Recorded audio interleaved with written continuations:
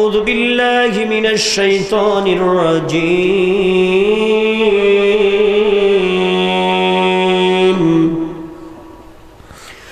بسم الله الرحمن الرحيم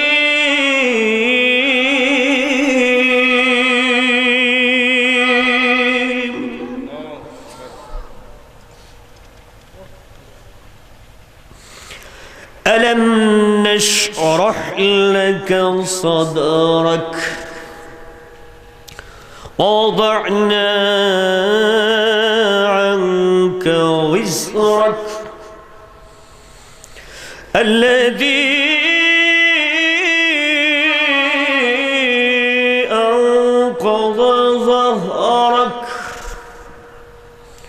ورفعنا لك ذكرك فإن مع العسر يسرا إن مع العسر يسرا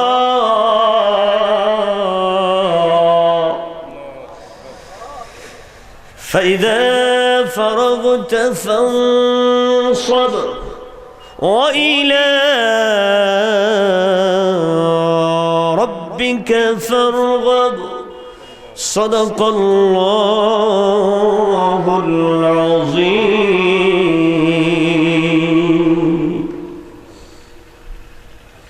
وقال النبي صلى الله عليه وسلم حدثنا مقيم بن إبراهيم قال حدثنا عفوان الهسان فلما رجع الناس رجعت معهم فحكمت بمكة الذي أنعمت عليها ثم حدثت لكم ما لستة علينا جباركم من الدنيا ما تعدل عليها فيها دهيرة الإسلام. عن أبي هريرة رضي الله تعالى عنه أنه قال لو كان القرآن في إهاب ما أكلته النار ومن جمعه القرآن ثم دخل النار. سأل رجل إلى رسول الله صلى الله عليه وسلم لماذا يا رسول الله؟ قال رسول الله صلى الله عليه وسلم من جعله خلفه القرآن طريقا إلى النار فهو شر من الخنجر من تركه من جبار قسمه الله ومن ابتغى غيره في أضله الله. رواه البخاري.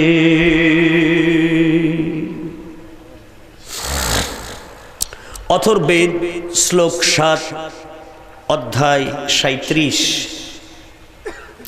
ইদং জনা উপশ্রুত নরশংসা ভবিষ্যতে মোহাম্মদ ইতি খ্যাত ষষ্ঠং সহস্র শিষ্য শাখা সমন্বিত নিরীপৈচস্য মহাদেব মরুস্থল নিবাসে নম অল্লশ্রেষ্ঠং জ্যেষ্ঠং পরম পুনম আব্দুল্লাহ ককমে মোহাম্মদ অল্লে অল্লাম ইল্লাল্লতি ইল্লাল্লাহ মোহাম্মদ রাসূলুল্লাহ। জোরে বলেন সাল্লাল্লাহু আলাইহি ওয়াসাল্লাম। صدق الله المولانا العظيم وصدق النبي رسوله الكريم ونحن على ذلك من الشاهدين. رب العالمين দরবারে শুকর গুজার হচ্ছি 15তম সিরাতুন নবী সাল্লাল্লাহু আলাইহি ওয়াসাল্লামের মাহফিল দক্ষিণ পালাকাটা উলঘোনা চকরিয়া কক্সবাজার। আল্লাহ রাব্বুল আলামিনের কোরআন জীবন্ত কোরআন ওই বিশ্ব নবী তার সিরাত থেকে আলোচনা শোনার জন্য হাজারো তৌহিদি নরনারী কক্সবাজার জেলার বুকে পালাকাটা উলঘোনা আজকের এই সিরাতুন নবী মাহফিলে যে রব্বুল আলামিন এক আমলের অনুষ্ঠানে আমাদেরকে কবুল ও মঞ্জুর করলেন। আমরা বাড়ি ঘরের মায়া মহব্বত ত্যাগ করে হাজারো মানুষ এ কোরআন শোনার জন্য নবীর জীবন শোনার জন্য নিজের জীবনকে নবীর জীবন এবং কোরআনের মধু পান করিয়ে ইমানের স্বাস্থ্যটি মজবুত করে নিয়ে বিশ্ব নবীর শাফায়াতের উপযুক্ত হবার জন্য জান্নাতুল ফেরদাউসের মেহমান হবার জন্য জীবনের গুনাহগুলো মাফ করিয়ে নেবার জন্য এ কোরআনের মাহফিলে যে রব্বুল আলামিন আমাদেরকে কবুল ও মঞ্জুর করেছেন ওই মাবুদের দরবারে শুকর গুজার হয়ে কলিজা উজাড় করে জবান খুলে সকলে বলি আলহামদুলিল্লাহ। আরো জোরে বলি আলহামদুলিল্লাহ। আমরা এসেছি না আল্লাহ এনেছে? কে এনেছে? দুই হাত তুলে বলেন কে এনেছে? জোরে বলেন আল্লাহু আকবার, আল্লাহু আকবার, আল্লাহু আকবার। দরুদ আর সালাম পাঠ করছি ওই নবীর প্রতি যিনি সব নবীর নবী, সব রসুলের রসুল, সব নেতার নেতা, সব বাদশাহের দুনিয়া আখিরাতের বাদশাহ, সব প্রেসিডেন্টের দুনিয়া আখিরাতের প্রেসিডেন্ট, সৈয়দুল মুরসালিন তাহা ইয়াসিন মুহাম্মাদুর রাসূলুল্লাহ সাল্লাল্লাহু আলাইহি ওয়াসাল্লামের প্রতি। দেখুন, আমরা আখেরি নবীর, বিশ্বসেরা নবীর বিশ্বসেরা উম্মত, আমরা আমাদের অবস্থান ভুলে গেছি। কারণে বিশ্ব নবীর উম্মত হওয়ার পরেও যারা আমার নবীর চাইতে নিকৃষ্ট, আমার নবীর চাইতে নিচে, যারা আমার নবীর চাইতে মানে গুণে সম্মানে কোনো দিক থেকেই তুলনা হয় না, সেই ইহুদি খ্রিস্টান মুশরিক তাদের সঙ্গে তাদের মতো হওয়ার জন্য আমরা প্রতিযোগিতা করছি। ইহুদি খ্রিস্টান হিন্দুরা আমার নবীর আদর্শ দেখে বিশ্ব নবীর উম্মত হওয়ার জন্য তারা নিজের ধর্ম ত্যাগ করে ইসলাম কবুল করছে, আর বাংলার মুসলমানেরা নিজের ইসলামকে বাদ দিয়া ইহুদি খ্রিস্টান হওয়ার জন্য প্রতিযোগিতা করতেছে। আরো জোরে বলেন ঠিক কিনা? এটা কি খুব প্রমোশন না ডিমোশন? আরো জোরে বলেন, আরো জোরে বলেন। Doctor ইসার্ট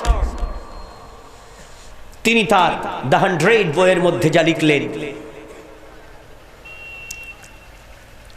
name of prophet Muhammad সাল্লাল্লাহু আলাইহি ওয়াসাল্লাম the top of the list, সবার উপরে। ক্যালিফোর্নিয়ার গভর্নর তাকে চার্জ করলো, why are you write in your book the name of prophet Muhammad? He is the prophet of Muslim, the top of the list. Why? We want answer of this question. Are you not Christian? Your Islam is not Christianity. Doctor ইসার্টকে ক্যালিফোর্নিয়ার governor বললেন, তুমি নিজে খ্রিস্টানের বাচ্চা হইয়া মুসলমানদের নবীর নাম 1 নম্বরে লিখলা, আর খ্রিস্টানদের নবী ঈসা নবীর নাম 7 নম্বরে লিখলা। মুসলমানদের নবীকে সম্মান দেখাইলা সবার উপরে, আর নিজের নবী ঈসা নবীর নামটা 7 নম্বরে ফালাইলা, আমাদের মুখে চুনকালি দিলা। তুমি কি খ্রিস্টানের সন্তান নাও? তুমি কি খ্রিস্টানের মায়ের পেটে জন্মগ্রহণ করো নাই? তুমি তো কুলাঙ্গার, তুমি ভুল করেছো, তুমি অন্যায় করেছো, প্রশ্নের উত্তর দাও। ডক্টর ইসার্ট বলতেছে, আমার প্রশ্নের উত্তর কে নেবে? আপনি তো গভর্নর, দেশ চালান, দেশের কোথায় রাস্তা নাই, ঘাট নাই, কালভার্ট নাই, ব্রিজ নাই, সেগুলো দেখেন। আপনি কি কিতাব বোঝেন, ধর্ম বোঝেন? আপনি কি ধর্ম বোঝেন, বাইবেল বোঝেন? আপনি কি তাওরাত বোঝেন, ইনজিল বোঝেন, ওল্ড টেস্টামেন্ট, নিউ টেস্টামেন্ট, যোহন, মতিন, স্ক্রিপচার, এগুলো বোঝেন? বলে no, I have no knowledge about the religious book. ধর্মের বইয়ের ব্যাপারে আমার কোনো ধারণা নাই। তাহলে আপনি কথা বলেন কেন? যারা ধর্ম বোঝে এই রকম মানুষকে নিয়ে আসেন, উত্তর দিয়া দেই জোরে কোন সুবহানাল্লাহ। কেন আমি মুহাম্মদ সাল্লাল্লাহু আলাইহি ওয়াসাল্লামের নাম সবার উপরে লিখলাম? এর উত্তরটা নিতে হলেও তো সেই বিষয়ে জ্ঞান থাকা লাগবে, নাকি বলেন? কথা বলেন না কেন? আজকে তো আমাদের সমাজের মধ্যে কোরআনের সাবজেক্টের উপরে জ্ঞান না থাকলেও, মানে সূরা আত-তাহিয়াতু, নামাজের আত-তাহিয়াতু দরুদ শরীফ না জানলেও আলেম ওলামাদের ভুল অনেকেই ধরে। জোরে বলেন ধরে না? বলে হুজুর ঠিক বলতেছে না। আছে কি? আছে। অথচ উনি বোঝে না তো বোঝেই না, কি বোঝে না তাও বোঝে না, আলিফ বাও পড়তে জানে না, কোরআনও জানে না, কিন্তু হুজুরদের আলেমদের ভুল ধরে। আছে না এমন মানুষ? অর্জন আছে কিনা? হ্যাঁ, খুব খেয়াল করতে হবে আপনাকে। ক্যালিফোর্নিয়ার গভর্নর বলে, আমার প্রশ্নের উত্তরটা নিতে হলে ওই মুহাম্মদুর রাসূলুল্লাহ সাল্লাল্লাহু আলাইহি ওয়াসাল্লামকে পৃথিবীর মধ্যে মহামানবদের ভিতরে বিশ্বসেরা মহামানব 1 নম্বরে, তার নামটা কেন লিখলাম? আমি নিজে খ্রিস্টান, আমি বাইবেলের প্রতি রাখি ঈমান, কিন্তু আমি মুসলমানদের নবীর নাম 1 নম্বরে কেন দিলাম রে? ও ক্যালিফোর্নিয়ার গভর্নর, উত্তরটা কে নিবে? উত্তর নিতে হলে বাইবেল কিতাব সম্পর্কে, ইনজিল কিতাব সম্পর্কে তোমার জ্ঞান থাকা লাগবে। যে জানে তারে নিয়ে আইসো, অজানা মানুষকে বলে লাভ নাই। কারণ যে জানে না, বোঝে না, কি বোঝে না তাও বোঝে না, তারে বোঝাই কেমনে? ঠিক না বে ঠিক? বুঝাইতে হলে তো তার মিনিমাম জ্ঞান থাকা লাগে, বুঝটা নেওয়ার জন্য জ্ঞান থাকা লাগবে না? কিন্তু আমাদের সমাজে বর্তমানে এটা লাগে না। কোন এক ইমাম সাহেব ফজরের নামাজ পড়েছে, নামাজ তেলাওয়াত করেছে, ইয়াসিন আল কোরআনিল হাকিম ইন্নাকা লামিনাল মুরসালিন আলা সিরাতিল মুস্তাকিম। নামাজের মুনাজাত সালাম ফেরানোর সাথে সাথে সভাপতি সাহেব উঠা দাঁড়ায় কয়, ইমাম সাহেব আপনার আর জোহরের নামাজ পড়ানো লাগবে না, আপনার চাকরি নাই। কি অপরাধে আমার চাকরি চলে গেল? সভাপতি বলতেছে, আমি নাই আত্তাহিয়াতু ঠিক মতো পড়তে পারি না, দরুদ শরীফ ঠিক মতো জানি না, তাই বলে আপনি কোরআন শরীফের নামাজের মধ্যে কি দোয়া কালাম পড়েন, এটা কি আমি বুঝি না? এ ব্যাপারে আমার কোনো ধারণা নাই। আপনি সেক্রেটারি আর ক্যাশিয়ারের বাপের নামে, তাদের নামে দোয়া করলেন, আমি সভাপতি আর আমার বাপ, আমরা দুইজন কি ফাও? আমাদের দুইজনের জন্য কেন দোয়া হইল না? ইমাম সাহেব বলতেছে, এটা কি করেন আপনি? বলে, হ্যাঁ আমি বুঝি, আমি না আত্মাহিয়াতু পড়তে পারি না, তাই বলে আমি এটা বুঝি না? দেখেন অবস্থাটা কি। মসজিদের সভাপতি আত্মাহিয়াতু জানে না, কিন্তু ইমাম সাহেবের ভুলটা ধরতেছে। অপরাধ হইল, সভাপতি সাহেবের নাম হলো বাবর আর সভাপতি সাহেবের বাবার নাম হলো হুমায়ুন। এই দুইজনের নাম নামাজের মধ্যে বলে নাই, কিন্তু ইয়াসিন হইল সেক্রেটারির নাম, হাকিম হইল সেক্রেটারির বাবার নাম। ইন্নাকা লামিনাল মুরসালিন আলা সিরাতিল মুস্তাকিম, মুরসালিন হইল ক্যাশিয়ারের নাম আর মুস্তাকিম হইল ক্যাশিয়ারের বাবার নাম। সেক্রেটারি আর ক্যাশিয়ার আর তার বাবা দুইজনের জন্য দোয়া হয়েছে নামাজের মধ্যে, কিন্তু সভাপতির নাম বাদ পড়ে গেছে। এখন হুমায়ুন আর বাবা বাবরের নাম তো কোরআনে নাই, সর্বনাশ। ইমাম সাহেব আপনি সভাপতির ওভারটেক কইরা ক্যাশিয়ারের লগে ফিরিত করেন, হ্যাঁ? আপনার চাকরিটা কে রাখে সেইটা আমি দেখো। সভাপতি সাহেব যে কথা কইছে, ইমাম সাহেব হুজুর এখন সারা কোরআন খুঁজাও তো বাবর আর হুমায়ুনের নাম খুঁজা পাই না, কি করবে? শেষ পর্যন্ত চিন্তা করলো চাকরি তো করুই না, কিন্তু যাওয়ার সময় দোয়াটা দিয়াই যাবে। মাগরিবের নামাজে তেলাওয়াত করতেছে সূরা ফাতিহার পরে, ইয়া বাবর আনতা হিমার ওয়া আবুকা কিলাব ওয়া জাদ্দুকা খিনজির কুল্লুহুম কদ ওয়াজাবাত লাহুন নার। পেছন দিক থেকে সভাপতি বলতেছে আল্লাহুম্মা আমিন। আরবিতে কি দোয়া পড়ছে? কথা কয় না, গালাগালি কয়, এই বাবর তুই গাধার বাচ্চা, তোর বাপ কুত্তা, তোর দাদা শুকর, তোর 14 গোষ্ঠী জাহান্নাম। দোয়া কথা বল, কিন্তু সভাপতি পেছনে কি কয়? আল্লাহুম্মা আমিন। বুঝছে বাবা, দোয়া হইতেছে বাবা। এবার ইমাম সাহেব এইগুলো করার পরে কয়, নামাজের মধ্যে ভুল হয়ে গেছে গো, আবার নামাজ দৌড়াইয়া পড়ে নিল। ইমাম সাহেবের নামাজ ঠিকই হয়েছে, দোয়া যা পাওয়ার সভাপতি পাইয়া গেছে। ধরে বলেন পাইছে না? কথা কর না। হ্যাঁ, ক্যালিফোর্নিয়ার গভর্নর বলে, তুমি খ্রিস্টানের বাচ্চা হইয়া খ্রিস্টান মায়ের রক্তে তোমার জন্ম, তুমি কেন মোহাম্মদ রসুলের নাম সবার আগে লিখলে? খ্রিস্টানদের মুখে কেন চুনকালি দিলা? আর ওই মুসলমানদের মুখটা তুমি উজ্জ্বল করে দিলে। গোটা পৃথিবীর হাজার হাজার খ্রিস্টান এখন মুসলমান হয়ে যাচ্ছে। জোরে জোরে বলেন মারহাবা। প্যারে হাজরিন, ক্যালিফোর্নিয়ার সবচাইতে বড় গির্জার পাদ্রী বাবা আয়েশা হাজির হলো। ফাদার জনসন, নামটা কি বল? ফাদার জনসন এসে হাজির হয়ে গেছে। আয়েশা বলে, ঠিক বলেছে আমাদের গভর্নর, তুমি কেন এই কাজটা করছো? এই সাহেব বলতেছে, are you not read your book? ও বাবা, পাদ্রী বাবা, তুমি কি তোমার নিজের কিতাবটা পড়ে দেখো নাই? ওই কিতাবের মধ্যে কি লেখা আছে? ভুল যদি করে থাকে তাইলে ঈসা নবী ভুল করেছে, আমি ভুল করি নাই। ভুল যদি করেই থাকে মুসা নবী করেছে, আমি ভুল করি নাই। কারণ তাদের কিতাবে ওই নবীরা নিজ জবানে ওই মুহাম্মদ সাল্লাল্লাহু আলাইহি সাল্লামকে সবার উপরে বিশ্ব নেতা বলে ঘোষণা দিয়ে গেছে। আরো জোরে বলেন আল্লাহু আকবার। আজকে বাংলার জমিনে যারা ইহুদি খ্রিস্টানদের দালালি করো, ভালো করে শুনে নাও।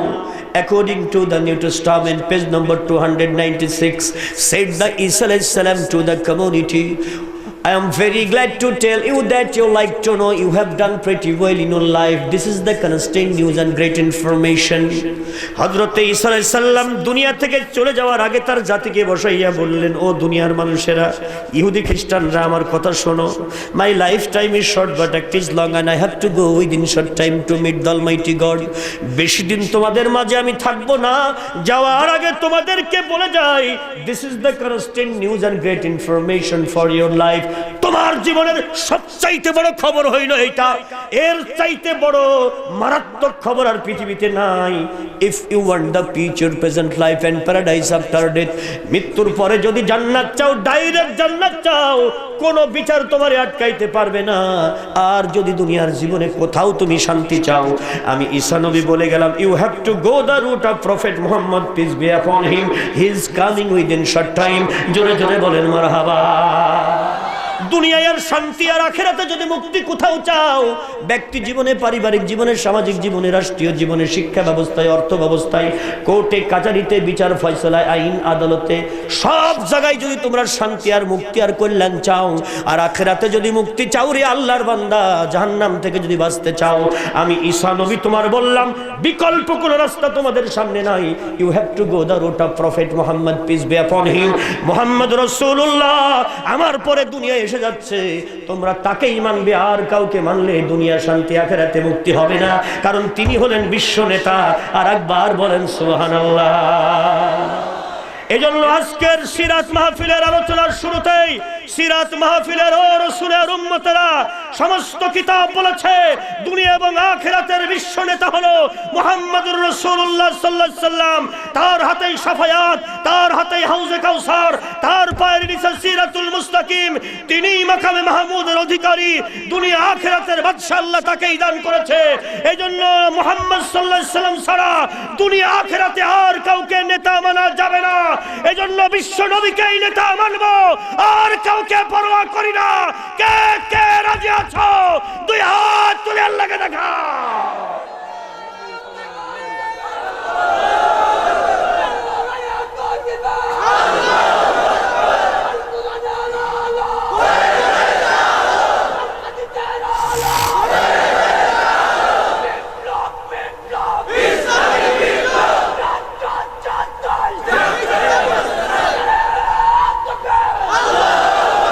আল্লাহ কবুল করেন। জোরে বলেন আমিন।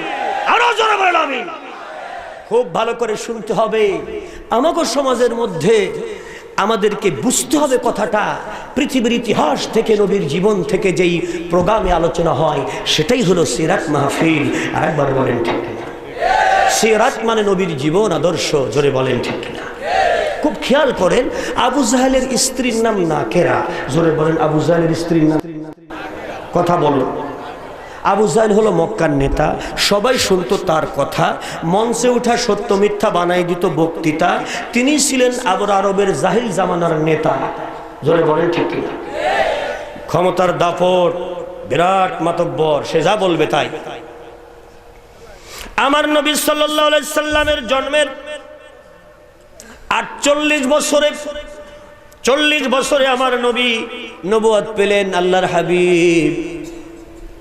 8টা বছর পার হয়ে যাওয়ার পরে অত্যাচার নির্যাতনেও যখন কাজ হইল না, গভীর রাত্রিবেলা আবু জাহেল তার আপন স্ত্রী নাকেরাকে ডেকে বলে, প্রিয় স্ত্রী, আমি তোমার কাছে অন্তর থেকে সত্য কথা একটা জানতে চাই। তুমি বলো। আমি হইলাম মক্কার নেতা, সবাই শোনে আমার কথা, কিন্তু আজকের দিনের পরিবেশ হইল বিগত 8 বছরে আস্তে আস্তে সবাই শুনতেছে মুহাম্মদের কথা, সবাই মানতেছে আল কোরআনের কথা। আমার দলের লোক চলে যাচ্ছে মুহাম্মদের দলে, মুহাম্মদ আস্তে আস্তে হয়ে যাচ্ছে নতুন নেতা।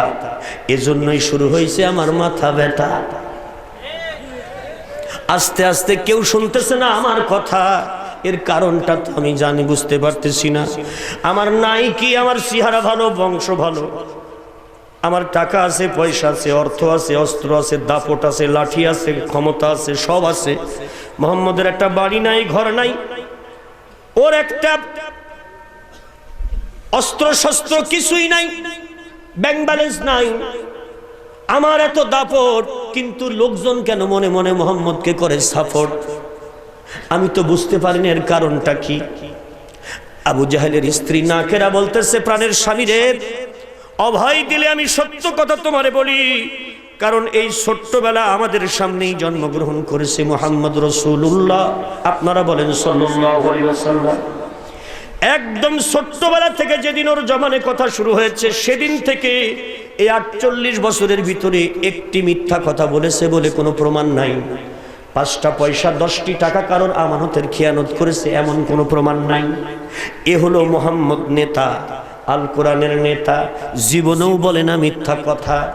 আর তুমি আমার স্বামী, নির্ভয় দিয়েছো তাই বলতেছি। আবু জাহেল রে, তুমি আমার স্বামী, এমন নেতা জীবনেও বলো না সত্যি কথা, এমনকি আমার সাথেও না। বউ কইতেছে, রিপোর্ট দিতেছে কে? আপনাদের এলাকায় স্ত্রীরে কি করে? বউ কয়। আচ্ছা, নিজের স্ত্রী বলতেছে এমনকি আমার সাথেও তুমি সত্য কথা বলো না। মানুষের আমানতের খিয়ানত তো দূরের কথা, কোন মাইয়া লোক যদি একা একা পাও, তার ইজ্জত মারতেও তুমি ছাড় দাও না। প্রতি বছর হজ করো ঠিকই, আলহাজ আবু জাহেল। কি আবু জাহেল? কথা কয় না। আলহাজ আবু জাহেল বলল, তাহলে কি করা যায়, কারণটা কি? বলল, কারণ হইল মানুষের অন্তর, মানুষের বিবেক এই পৃথিবীর সব চাইতে বড় আদালত। এই বিবেকের উপরে আর কোনো বিচারক না। জোরে বলেন ঠিক কিনা? এই বিচার, মানুষের বিবেকের বিচারের উপরে কোনো বিচার হয় না। টাকা দিয়া দুনিয়ার বিচার পাল্টানো যায়, কিন্তু মানুষের অন্তরে যেই হিসাব, সেই হিসাব পাল্টানো যায় না। তুমি এমন নেতা জীবনেও কয় না সত্যি কথা। আর তোমার আছে দাপট, কিন্তু মনে রেখে দিও জনগণের কাছে আছে তোমার সকল দুর্নীতির রিপোর্ট। দাপট দিয়ে তুমি রিপোর্ট পাল্টাইতে পারবা না। এই জন্য মানুষ সবসময় সত্যটাকে পছন্দ করে, মিথ্যাটাকে পছন্দ করে না। কোন সময় মিথ্যা জোর করে সত্যের উপরে সব সময় প্রতিষ্ঠিত থাকতে পারে না। এক সময় এটা উল্টিয়ে যায়, নইলে পাল্টিয়ে যায়। সত্যের বিজয় অসম্ভব, অবশ্যম্ভাবী। জোরে বলেন ঠিক কিনা? আল্লাহ রাব্বুল আলামিনের বান্দা আবু জাহেল মক্কার নেতা বলল, ঠিক আছে, এই বছরে তাইলে আমি মুহাম্মদের বিরুদ্ধে অপপ্রচারের জন্য আমি লেগে পড়ব। আমি যে কোনো মূল্যে ওর বিরুদ্ধে ওকে এই দেশ ছাড়া করব। হজের সময় হয়ে গেল, সমস্ত মানুষগুলো হাজির হলো বিভিন্ন দেশ থেকে। Jordan, Amman, Iraq, Iran, Tehran, Pakistan, পৃথিবীর বিভিন্ন দেশ থেকে মানুষেরা হজ করতে আসলো। আবু জাহেল এই বছরে অন্যবারের চাইতে বেশি করে হাজিদেরকে পানি, বেশি করে খুরমা, খেজুর, বেশি করে আদর আপ্যায়ন করলো। সবাই নেতার উপরে বড় খুশি হইল। বাপরে, অন্য বছরের চাইতে এইবারে আদর একটু বেশি। সবকিছু বেতন আদি বাড়াইয়া দিল, কর্মচারীদেরও বেতন ডবল। কথাটা বুঝেন? কিন্তু সব ডবল ডবল। আগে যদি দিত 1 কাপ দুধ, এখন দেয় 2 কাপ। আগে যদি দিত 1 প্যাকেট খেজুর, এখন দেয় 2 প্যাকেট। এইভাবে ডবল ডবল দেওয়া শুরু করলো। সবাই বড় খুশি হইল, যাক যাক ভালোই হইল।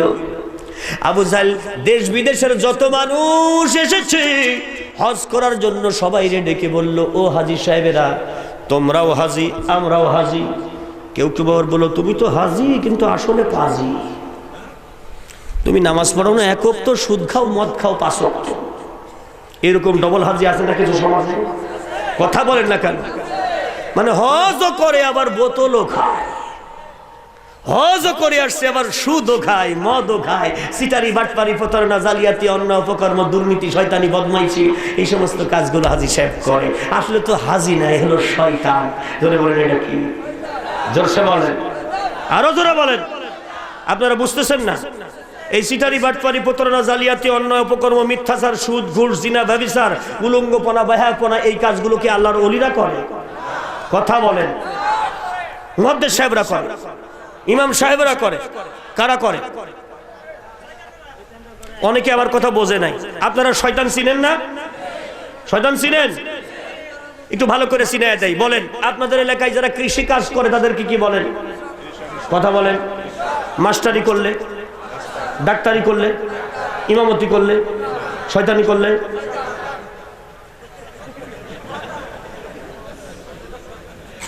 শয়তানি করলে, যে শয়তানি করে তার নাম শয়তান।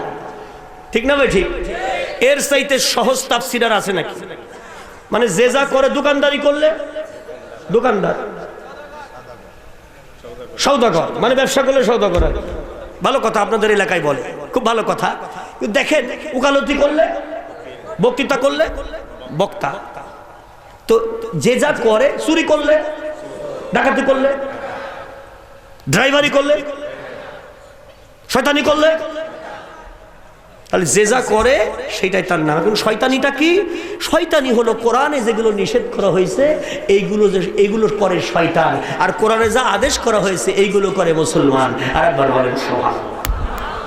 কোরআনে যা নিষেধ করা হয়েছে এগুলো করে, আমি তো তাফসীর করতেছি, সিরাত বলতেছি, আপনারা বলেন সবাই, কোরআনে যা নিষেধ করে এগুলো করে, আর কোরআনে যা আদেশ করে এগুলো করে মুসলমান। এগুলো করে, এক কথায় আমার সঙ্গে সবাই বলেন, যে মানে না কোরআন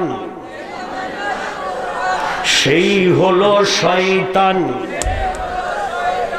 যে ছাড়ে না কোরআন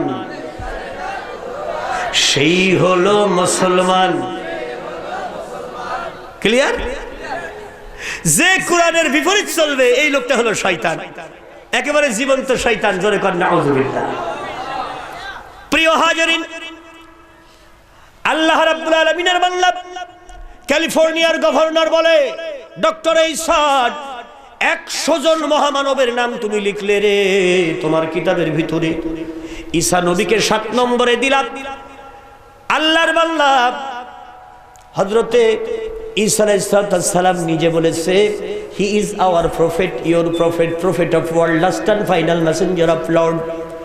এই দুনিয়ার ভিতরে সমস্ত নবীদের নবী যিনি, সমস্ত রসুলদের রসুল যিনি, সমস্ত শিক্ষকদের শিক্ষক যিনি, তিনি আর কেউ নয়, তিনি হলেন আখেরি নবী, বিশ্ব নবী মুহাম্মদুর রাসূলুল্লাহ সাল্লাল্লাহু আলাইহি ওয়াসাল্লাম। জোরে জোরে বলেন সুবহানাল্লাহ। এজন্য আমার নেতা তোমার নেতা বিশ্ব নবী। চলছে বলেন, আমার নেতা তোমার নেতা। লজ্জা লাগে নাকি বলতে? এমন একটা তাকবীর দেন, তাকবীরের সাথে সাথে ঈমানি শক্তি চলে আসবে। রেডি আছেন সবাই? নবীর শানে তাকবীর হবে, লিল্লাহ তাকবীর। আল কোরআনের আলো, নবী আছে যেখানে, নবী নাই যেখানে, নারায়ে তাকবীর। জিকির হবে লা ইলাহা, জোরে লা ইলাহা, আরো জোরে লা ইলাহা, লা ইলাহা ইল্লাল্লাহু মুহাম্মাদুর রাসূলুল্লাহ। আল্লাহুম্মা সাল্লি আলা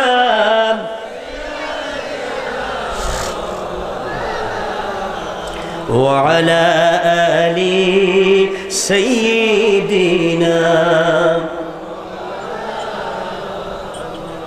সবাই বলেন আল্লাহ, ওগো আল্লাহ,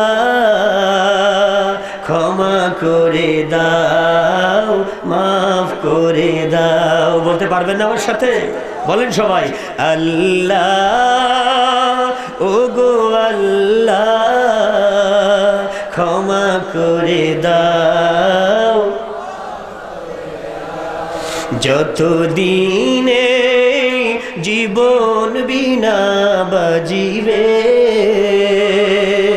সুপথে চালাও, মাফ করে দাও। জোরে বলেন আল্লাহ, ও গো আল্লাহ, ক্ষমা করে দাও। নবীকে না দেখিয়া, তোমাকে না চিনিয়া, ঈমান এনেছি তবুও। নবীকে না দেখিয়া, তোমাকে না চিনিয়া, ঈমান এনেছি তবুও। সেই ওসিলায় রহম দয়া বিলাও, ক্ষমা করে দাও। জোরে ক্ষমা করে দাও। আল্লাহুম্মা সাল্লি আলা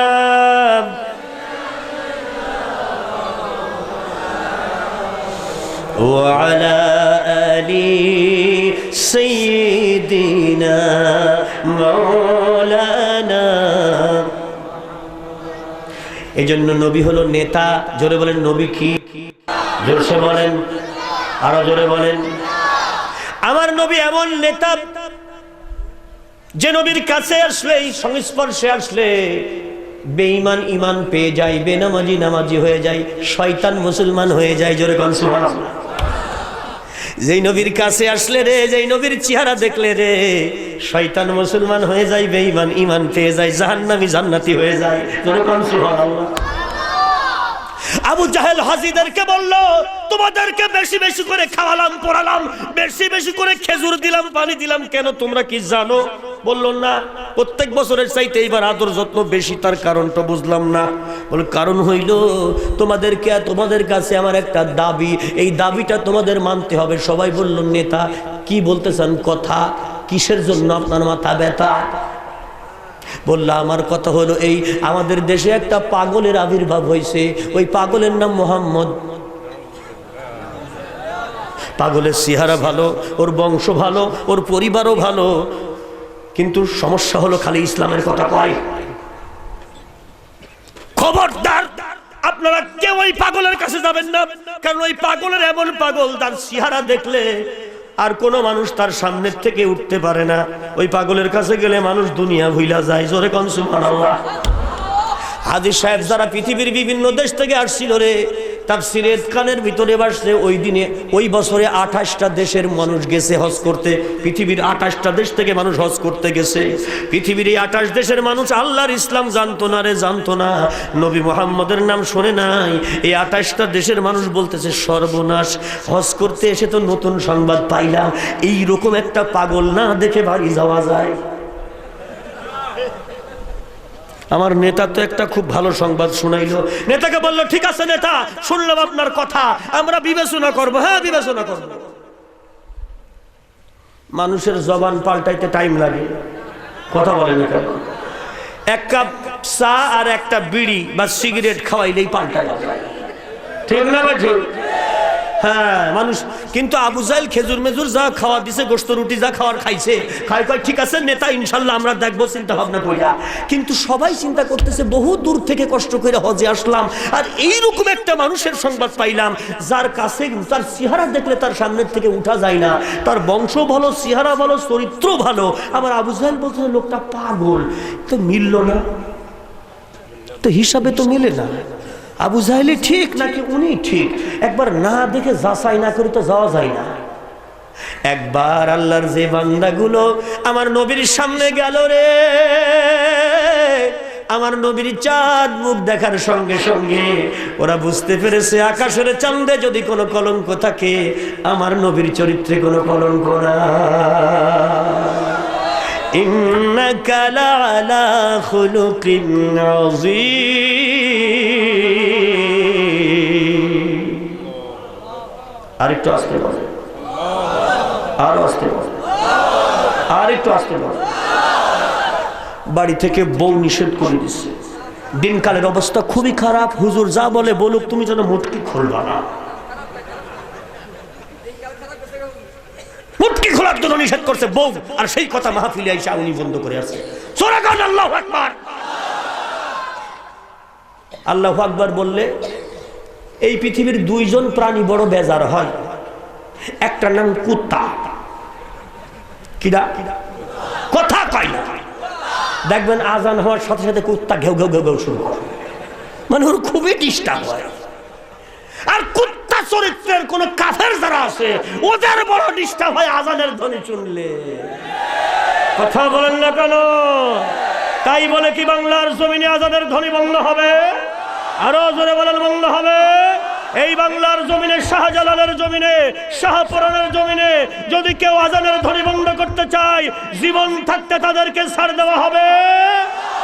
আল্লাহর কোরআনের জন্য, নবীর ইসলামের জন্য, এই বাংলার জমিনে নবীর জন্য, নবীর ইজ্জত রক্ষার জন্য নিজের জান মাল বিলিয়ে দিয়ে ইসলাম রক্ষা করতে কে কে রাজি আছো? দুই হাত তুলে আল্লাহকে দেখায় দাও।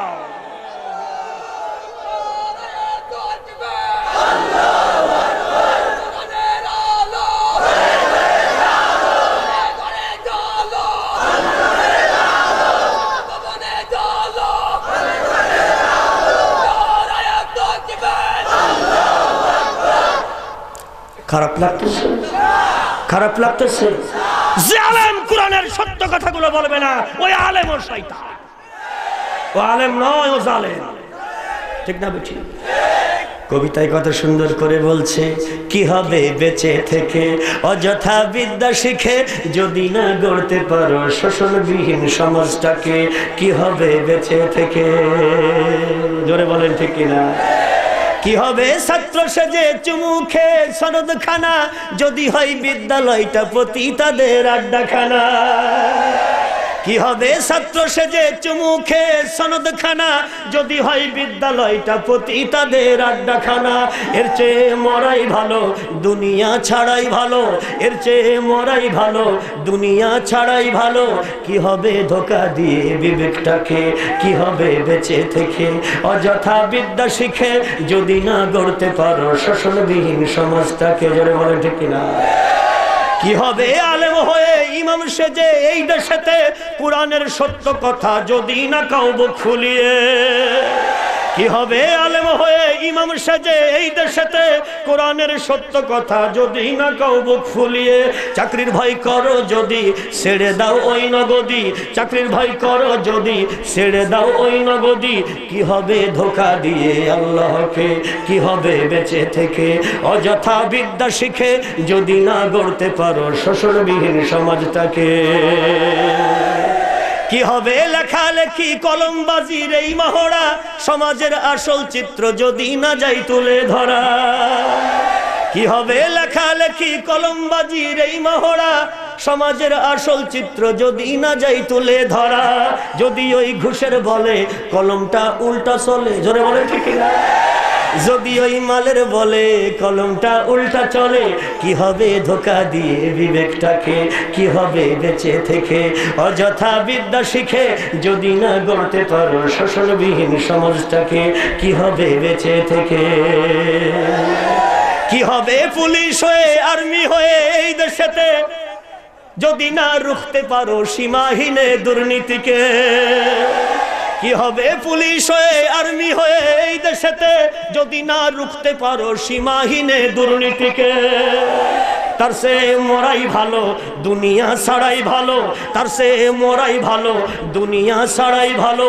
কি হবে ধোঁকা দিয়ে দেশবাসীকে, কি হবে বেঁচে থেকে অযথা বিদ্যা শিখে যদি না গড়তে পারো শোষণবিহীন সমাজটাকে? কি হবে বেঁচে থেকে? যে আলেম সত্য কথা বলবে না, ওটাও শয়তান। যারা বলেন ঠিক কিনা?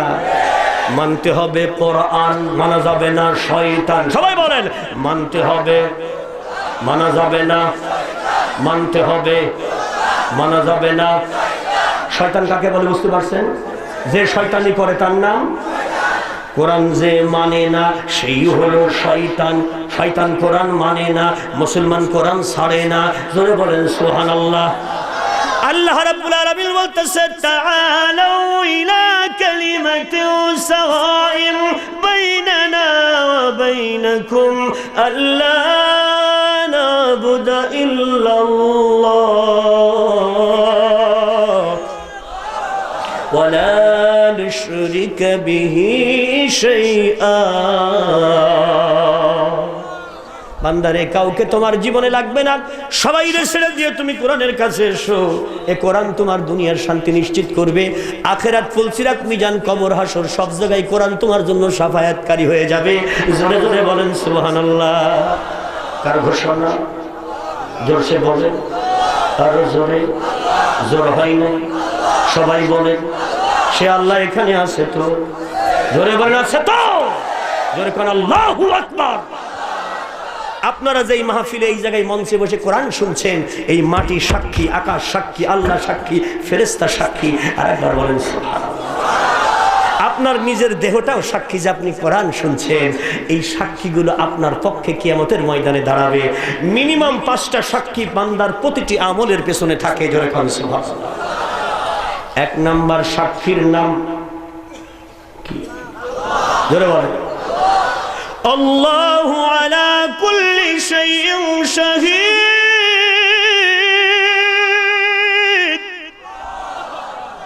30 পারা সূরা আল বুরুজ। আল্লাহ বলছে বান্দা তোমার সব কর্মের আমি নিজে সাক্ষী। জোরে বলেন সুবহানাল্লাহ। এই মুহূর্তে যারা কোরআন শুনতে এসেছেন আপনারা সবাই কোরআনের শাফায়াত পাবেন। আল্লাহ পাক সব জন্য আল্লাহর দরবারে বলেন আমিন। এই সাক্ষীকে আল্লাহ সাক্ষী। যতক্ষণ বসে আছেন কোরআনের মাজলিসে নিঃশ্বাসে নিঃশ্বাসে নেকি হইতেছে। জোরে বলেন সুবহানাল্লাহ। আল্লাহ রাব্বুল আলামিন বলছে ইন্নাল্লাহা লা ইয়াখফা আলাইহি শাইউন ফিল আরদ ওয়ালা ফিস সামা।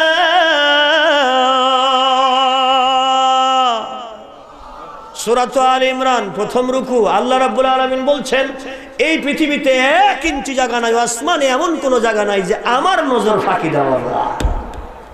আল্লাহু আকবার বলবেন। 2 নাম্বার সাক্ষী হলো ফেরেশতা। জোরে বলেন 2 নাম্বার সাক্ষী কে? কিরামান কাতিবিনা ইয়ালামুনা মা তাফআলুন। কিরামান কাতিবিন 2 ফেরেশতা তোমাদের কান্দে ফিটিং করে দিছি, ওরা হিসাব রাখতেছে। এখানে মানুষ আছে যতজন, ফেরেশতা আছে সিঙ্গেল না ডাবল? তাইলে ওরাও সাক্ষী। জোরে কোন সুবহানাল্লাহ। 3 নাম্বার সাক্ষী আসমান, 4 নাম্বার সাক্ষী জমিন। ওয়াস সামাই যাতির রাজঈ। আল্লাহর দরবারে আসমান সব বলে দেবে আসমানের নিচে যা করেছে বান্দা। ওয়াল আরদু যাতিস সাদঈ। জমিন বলে দেবে বান্দা জমিনের উপরে কি করেছে। আল্লাহু আকবার। 5 নাম্বার সাক্ষী বান্দার নিজের দেহ, বডি। এটা আল্লাহর গোয়েন্দা। সূরা ইয়াসিন আল্লাহ বলছেন, কোন সূরা? اليوم نختم على أفواههم وتكلمنا أيديهم وتشهد أرجلهم بما كانوا يكسبون।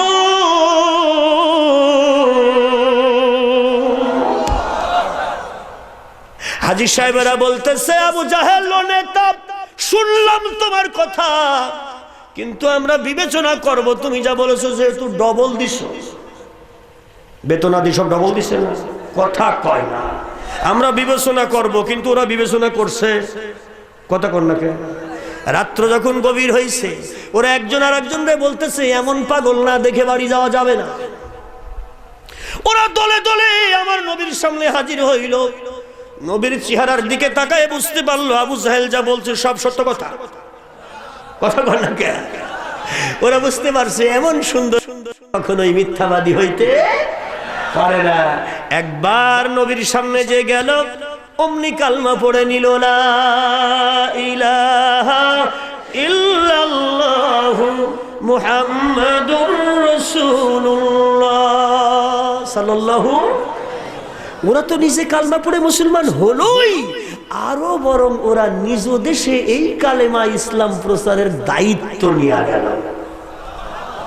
আপনি মনে করেন না যে আবু জাহেলের সব কাজে ইসলামের ক্ষতি হয়েছে। আবু জাহেলের বহু কাজ আছে যে বিশ্বনবী জানেই না, তার দ্বারা আন্তর্জাতিক পর্যায়ে ইসলামের উন্নতি হয়ে গেছে। বাংলাদেশের বহু আবু জাহেল আছে, ওরা যা করছে তার দ্বারা বাংলাদেশ ও ইসলামের বহু উন্নতি হয়েছে। অনেকে ইসলাম সম্পর্কে চিন্তা ভাবনাই করতো না, বুঝতোই না, জানতোই না। এই বছরে 2018 সালে ব্রিটিশ আমেরিকান রিলিজিয়াস স্ট্যান্ডিং কমিটির ঘোষণা হলো টোটাল উত্তর আমেরিকা, দক্ষিণ আমেরিকা এবং ইউরোপে 75,000 ইহুদি খ্রিস্টান মুসলমান হয়েছে। আর একটু আসতে বলে। আর ভারতে হয়েছে সমস্ত প্রদেশ মিলিয়া, মায়ানমার এবং ভারত মিলাইয়া 28,000 হিন্দু বৌদ্ধ মুসলমান হয়েছে। আর একটু আসতে বলে। হ্যাঁ, ওরা হইতেছে মুসলমান আর আমরা হয়ে যাচ্ছি শয়তান। আমরা শয়তান হওয়ার জন্য খুব চেষ্টা করতেছি, নানান রকমের চ্যানেল ছেড়ে দিয়ে সুদ, মদ, জিনা, ব্যভিচার, গাঁজা, ইয়াবা, ফেন্সিডিল খাইতেছে। ডাল যেটা খাইলে সন্তান ওঠে না ঘুমের থেকে খায়, ডাকাডাকি করলেও ওঠে না, এমনকি পর্নের কাপড় খুলে গেলেও টের পাই না। কোন এক বেটা কুষ্টিয়া শহরে নাকি ইয়াবা খাইছে, বেশি কইরা খাওয়ার পরে বাড়িতে আইসা ঘরে থাবা দিয়ে কয়, মা দরজা খোলো। বউ দরজা খুলে দিয়ে কয়, মা বলে তুমি কারে ডাকো, তোমার মা মরছে কবে? কয় তুমি? কয় আমি তোর বাচ্চার মা। কয় বাচ্চার মা হলেও হলো, আমার হলেও হলো। আচ্ছা কর, বাচ্চার মা কি হের মা? কথা কর না। আমারে এসে কয়, হুজুর আমার স্বামী আমারে মা কইছে। এখন আমি কি করতাম? তালাক হইছে কি হয় নাই? আমি বললাম তার অবস্থা কি ছিল? বলছে তার পর্নের কাপড় ঠিক ছিল না। সেই সময় এমন খাওয়া খাইছে যে পর্নের কাপড়টা হাঁটুর নিচে গেছে গা, মানে জন্মদিনের ড্রেস পরছে আর কি। কথা বোঝে না, মানে যেটা খাইলে পর্নের কাপড় গেছে না আছে বোঝা যায় না, এই অবস্থায় কইছে না। তাহলে আর অসুবিধা নেই, সংসার করে। আর যদি কাপড়ের পেঁচটা ঠিকঠাক থাকতো তাইলে তালাক হইতো। কথাটা কি বোঝা গেছে? অবশ্যই আপনাকে এই সমস্ত এলাকার লোকজন ইয়া বাটিয়া ভাই সমস্ত খাটায়। শয়তানের এলাকাও আছে, নাউযুবিল্লাহ মিন যালিক।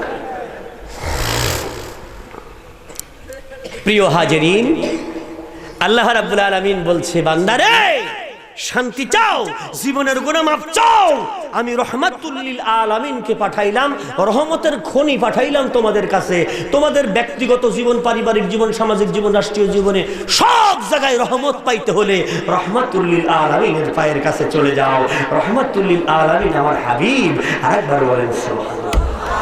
ওয়ামা আরসালনাকা ইল্লা রাহমাতুল লিল আলামিন।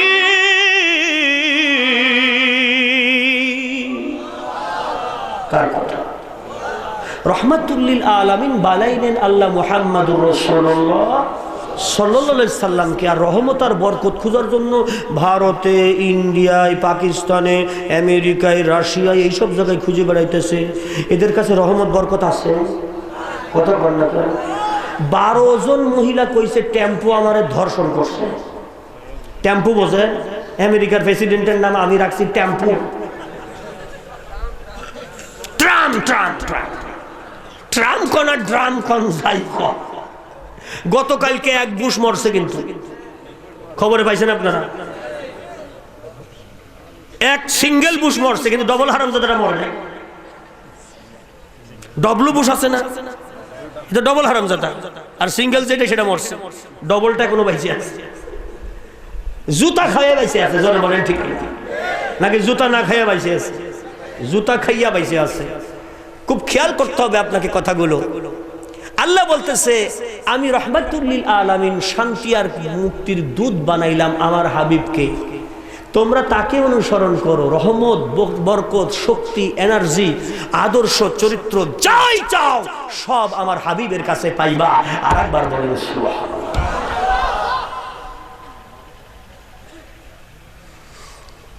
কুল ইন কুনতুম তুহিব্বুনাল্লাহ,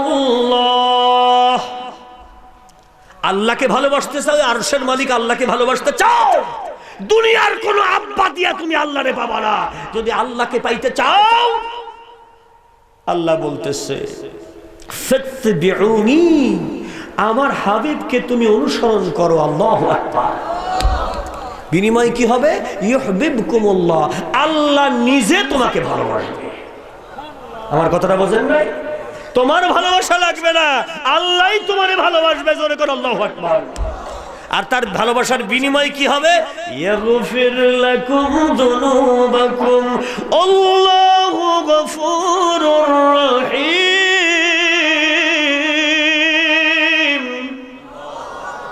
বিনিময় হবে তোমার জীবনের সব গুনাহগুলো আল্লাহ মাফ দিয়া দিবে। জোরে করে আল্লাহু আকবার। লক্ষ্য করতে হবে আপনাকে, কথাগুলো এগুলো বুঝে নিতে হবে নবীর সিরাত থেকে। আপনার শরীরে গুনার বোঝা, এই গুনার বোঝা নেমে যাবে তখন নবীকে অনুসরণ করবেন যখন। ঘোষণা টাকা জোরসে বলেন আর ওজোরে। কিন্তু আজকে আমাগো সমাজের মধ্যে, চিটাগাং এলাকায় সবচাইতে বেশি সমাজের মধ্যে বলা হচ্ছে যে আব্বার কদম মুসি করো তাইলে জান্নাত পাবা। আমি ফরিদপুরে এক জায়গায় মাহফিলে গেলাম, ওখানে জিকির চলতেছে, বাবাই যদি দোয়া করে পানির নৌকা ডেঙ্গাই ওঠে।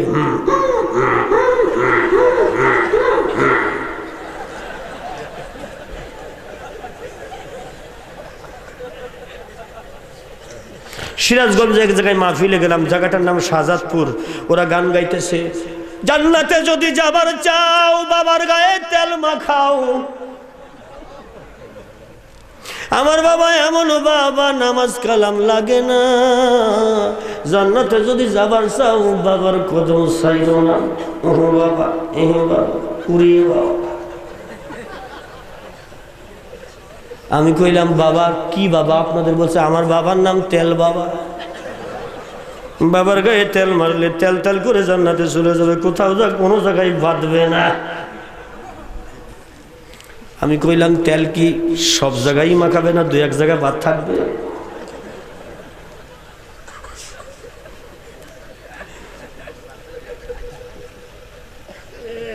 আপনারা হাসেন কেন? ওরা গাইতেছে জান্নাতে যদি যাবার চাও বাবার গায়ে তেল মাখাও। তেল কি সব জায়গায় দিবে না, দুই এক জায়গায় বাদ থাকবে? এটা আমি জিজ্ঞেস করছি। অন্যটা কি করছি?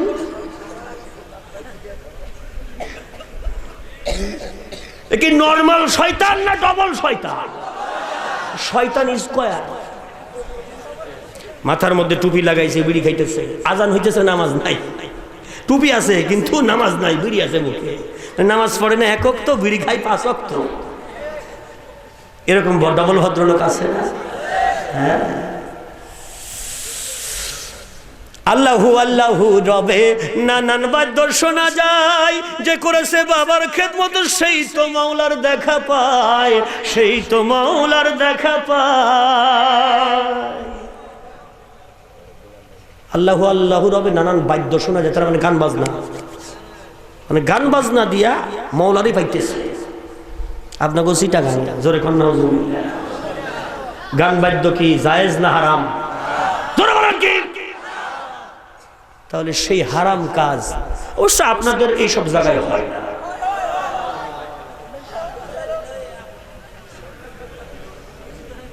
খুব খেয়াল করতে হবে আপনার কথাগুলো। আপনি হারাম কাজের সঙ্গে লিপ্ত থাকবেন, নবীর উম্মত বলে দাবি করবেন, আবার জান্নাতেও যাবেন। মসজিদে জুমার নামাজের দিন ইস্ত্রি করা, ক্যালেন্ডার করা জামা পাঞ্জাবি পুইরা আতর গোলাপ লাগায় কইবেন আল্লাহ জান্নাত দে। আল্লাহ বলছে আমি তো দিতেই চাই রে বান্দা, তুই তো নিতে পারিস না। হারাম থেকে নিজেকে বিরত রাখো, হালাল পথে আসো, তাহলেই তুমি জান্নাত পাবা। কারণ হারাম শরীরে রক্ত নিয়া হারাম পথে চলা কোনো মানুষ আল্লাহর জান্নাতে যাইতে পারবে? ধরে বলে পারবে? আমি আপনাদেরকে বলেছিলাম আল্লাহ রাব্বুল আলামিনের নবী বিশ্ব নবী সাল্লাল্লাহু আলাইহি সাল্লামের কাছে যদি আপনি যান, আপনার যদি ঈমান না থাকে ঈমান পেয়ে যাবেন, শক্তি না থাকলে শক্তি পাবেন। আমার আল্লাহ রাব্বুল আলামিন তার হাবিবকে এমন রহমাতুল লিল আলামিন বানিয়েছেন, সব রহমত আল্লাহ তার হাবিবকে দুনিয়াবাসীর জন্য দিয়েছেন। এই জন্য নবীকে যদি মানেন আপনি জীবনে মরণের জন্য আল্লাহ রাব্বুল আলামিনের মেহমান হয়ে যাবেন আপনি জান্নাতের। আর একবার বলেন সুবহানাল্লাহ। আল্লাহ রাব্বুল আলামিনের নবী সাল্লাল্লাহু আলাইহি সাল্লাম জন্মগ্রহণ করলেন, সিরাত মাহফিলের জন্যই বলতেছি। নবী আমার জন্মগ্রহণ করলেন 12ই রবিউল আউয়াল রোজ সোমবার উক্ত সুবে সাদিক। জোরে বলেন ঠিক কিনা? 570 খ্রিস্টাব্দ। জোরে বলেন ঠিক কিনা? সোমবারের দিন মা আমিনার গর্ভে দুনিয়াতে নবী আমার আসলেন। আরবের রয়্যাল ফ্যামিলিতে বিশ্ব নবীর জন্ম হয়েছে। কোন ফকিরের ঘরে জন্ম হয় নাই, মিসকিনের ঘরে জন্ম হয় নাই, রয়্যাল ফ্যামিলিতে তার জন্ম হয়েছে। জোরে জোরে বলেন মারহাবা। আল্লাহ রাব্বুল আলামিনের নবী সাল্লাল্লাহু আলাইহি ওয়াসাল্লাম তার বাবাকে হারিয়েছিলেন। মায়ের পেটে থাকা অবস্থায়, এতিম অবস্থায় তিনি দুনিয়াতে আসলেন। আল্লাহ রাব্বুল আলামিনের নবীর উপরে বহু অত্যাচার নির্যাতন হলো। সব অত্যাচার নির্যাতন, সব বিপদ মুসিবত উতরিয়ে দিয়ে মহান আল্লাহ রাব্বুল আলামিন তার হাবিবকে হেফাজতের দায়িত্ব নিলেন আর ঘোষণা করে দিলেন, আলাম নাশরাহ লাকা সাদরাকা ওয়া ওয়াদা'না আনকা বিজরাক। জোরে বলেন আল্লাহু আকবার। ওগো নবী, আমি হইলাম রব, আমি করব সব, আমি রব্বুল আলামিন, আর তুমি হইলা আমার রহমাতুল লিল আলামিন। তোমার দায়িত্ব তো সব আমি নিয়ে নিয়েছি। আমি আল্লাহ রাব্বুল আলামিন তোমার কলিজাটাকে কি প্রশস্ত করি নাই? যত ঝড় তুফান বিপদ মুসিবত সবকিছু বুক দিয়ে প্রোটেকশন করার মতো সেই বুকে শক্তি আমি আল্লাহ তোমাকে দিয়েছি। জোরে করে আল্লাহু আকবার। শারীরিক শক্তি, মানসিক শক্তি, নৈতিক শক্তি, চরিত্রের শক্তি, ঈমানী শক্তি, আধ্যাত্মিক শক্তি, সকল প্রকারের শক্তির সমাহার ঘটাইয়া তোমার অন্তরটাকে আমি প্রশস্ত করে দিয়েছি। জোরে বলেন আল্লাহু আকবার। আর তোমার পিঠের উপরে যে বদনামের বোঝা, সাদিক তুমি ছিলে আল আমিন, তোমারে ওরা বলতে লাগলো তুমি মিথ্যাবাদী, তোমার মুখে থুতু দিতে লাগলো, পাথর মারতে লাগলো। তোমার পিঠের উপরে কত রকমের বোঝা ওরা চাপিয়ে দিল, দায়ভার চাপিয়ে দিল, বিপদের বোঝা একটার পর একটা বিপদ তোমার উপরে চাপিয়ে দিয়েছে। আমি আল্লাহ রাব্বুল আলামিন নিজ কুদরতি হাত দ্বারা তোমার সব বিপদ পিঠের বোঝা ক্লিয়ার করে দিয়েছি। আর একবার বলেন আল্লাহু আকবার। আমি আল্লাহ বলি রে নবী, ফাইন্না মাআল উসরি ইসরা, ইন্না মাআল উসরি ইসরা। বিপদ আসবে, বিপদ আসবে, বিপদ আসবে, ভয় পেও না। এরপরে আসবে তোমার বিজয়, তোমার সফলতা। বিজয় বিপদের পরে আসে সুখ, অশান্তির পরে কষ্টের পরে সুখ আসে। আমি আল্লাহ তোমারে বলে দিলাম, চিন্তার কোনো কারণ নাই। আর একবার বলেন সুবহানাল্লাহ। ঘোষণা কার? আল্লাহ নবী সাল্লাল্লাহু আলাইহি সাল্লামের কাছে গেলে রহমত বরকত সব পাওয়া যায়। ছোট্ট নবী দুনিয়ার মধ্যে এসে গেছে। জোরে কান মারহাবা। রয়্যাল ফ্যামিলির নিয়ম ছিল এমনটি, কোনোভাবেই আরবের ওই কুরাইশ নেতারা তাদের বংশের পুত্র সন্তান যারা জন্ম নিত তাদেরকে নিজে কোলে পিঠে করে তারা মানুষ করতো না, বরং টাকার বিনিময়ে গরিব মহিলারা এই বাচ্চাগুলোকে মানুষ করতো, অর্থের বিনিময়ে। এটা ছিল তাদের শান, এটা ছিল তাদের ফ্যামিলি স্ট্যাটাস, এটা ছিল তাদের রয়্যাল ফ্যামিলির নিয়ম। আল্লাহ রাব্বুল আলামিনের হাবিব দুনিয়া এসেছেন কিন্তু এতিম হইয়া। জোরে বলেন কি হইয়া এসেছেন? জোরে বলেন কি হয়ে এসেছেন? আরো জোরে বলেন কি হয়ে এসেছেন? ওনার বাবা নাই। আল্লাহ রাব্বুল আলামিন বলতেছে, নবী গো, আলাম ইয়াজিদকা ইয়াতীমান ফাআওয়া ওয়াজাদাকা দাল্লান ফাহাদা ওয়াজাদাকা আইলান ফাআগনা। নবী রে, আমি কি আপনাকে এতিম অবস্থায় পাই নাই? আর আমি কি আপনাকে এই দুনিয়ার মধ্যে পথহারা মানুষের মধ্যে পাই নাই? আপনাকে পথ আমি কি দেখাই নাই? ওগো নবী, আপনি দরিদ্র অবস্থায় ছিলেন, অথচ আমি দুনিয়া আখিরাতের সব চাইতে বড় ধনী আপনারে বানাইলাম। জোরে জোরে বলেন মারহাবা। খুব খেয়াল করে আপনাকে শুনতে হবে, এই কথাটা শুধু কোরআন বলে নাই, দুনিয়া আখিরাতের সব চাইতে বড় বাদশা বানিয়েছে আল্লাহ তাকে। ওয়াজাদাকা আইলান ফাআগনা, গানিয়ুনের বহু বচন, আগনা সুপারলেটিভ ডিগ্রি। জোরে করে আল্লাহু আকবার। সিরাত আকারে কথা বলছি, তাফসীর আকারে নয়। আল্লাহ রাব্বুল আলামিনের কোরআনের এই কথাগুলোই বেদ কিতাবের ভিতরে বর্ণনা রয়েছে, অথর্বেদ শ্লোক 7 অধ্যায় 3 মহাপ্রভু বর্ণনা করতেছে, অলস্য ইল্লোলে মিত্রা বরুণ রাজা তৎসাত তিনি পুনস্তং দুদ্ধ অবয় মিলঙ্ক অল্লর রসুল মোহাম্মদকং বর্ষ অল্লে অল্লাম ইল্লাল্লতি ইল্লাল্লাহ। আর বার বলেন সুবহানাল্লাহ। জগতের মালিক ওই আল্লাহ আপন ইচ্ছায় একজন ব্যক্তিকে তার বন্ধু মিত্র হিসাবে গ্রহণ করেছে। তৎসাত তিনি পুনস্তং দুদ্ধ, গোটা সৃষ্টি জগৎ একত্রিত হলেও তার মোকাবেলা করতে পারবে না। অবয় মিলঙ্ক অল্লর রসুল মোহাম্মদকং, তিনি হবেন সমস্ত রসুলদের রসুল, নির্ধারিত ব্যক্তি তিনি, নাম হলো তার মোহাম্মদ। আর একবার বলেন সাল্লাল্লাহু আলাইহি ওয়াসাল্লাম। জোরে বলো আল্লাহু আকবার। আহারে দুনিয়ার মানুষ ভালো করে শুনে নাও, রহমাতুল লিল আলামিন মা আমিনার গর্ভে এসে গেছে। এইবার তায়েফের বহু নারীরা আসলো, আরবের রয়্যাল ফ্যামিলি বড় লোকগুলোর বাচ্চাগুলো নিয়ে গেল, কিন্তু আমার নবী মুহাম্মদ রাসূলুল্লাহ সাল্লাল্লাহু আলাইহি ওয়াসাল্লামের বাবা নাই রে, বাবা নাই। এজন্যই তাকে কেউ কোলে নিল না, নবীকে কেউ নিয়ে গেল না, কারণ তাকে নিয়ে গেলে লালন পালন করলে টাকা পাওয়া যাবে না, পয়সা পাওয়া যাবে না, হাদিয়া তোহফা তেমন পাওয়া যাবে না। আহারে আব্দুল মুত্তালিব অপেক্ষায় থাকলো রাস্তায় দাঁড়াইয়া, অবশ্যই কোনো নারী হয়তোবা আমার সন্তানকে, এতিম পুত্র এতিম নাতিটাকে কোলে করে নিবে, আমার সম্মান বৃদ্ধি হবে সমাজের মধ্যে। কিন্তু একজন মহিলাও তার বাচ্চাটা কোলে নিল না, এতিম শুনেই তারা দূরের থেকে চলে গেল। এদিকে হালিমাতুস সাদিয়া অসুস্থ একটা গাধা নিয়া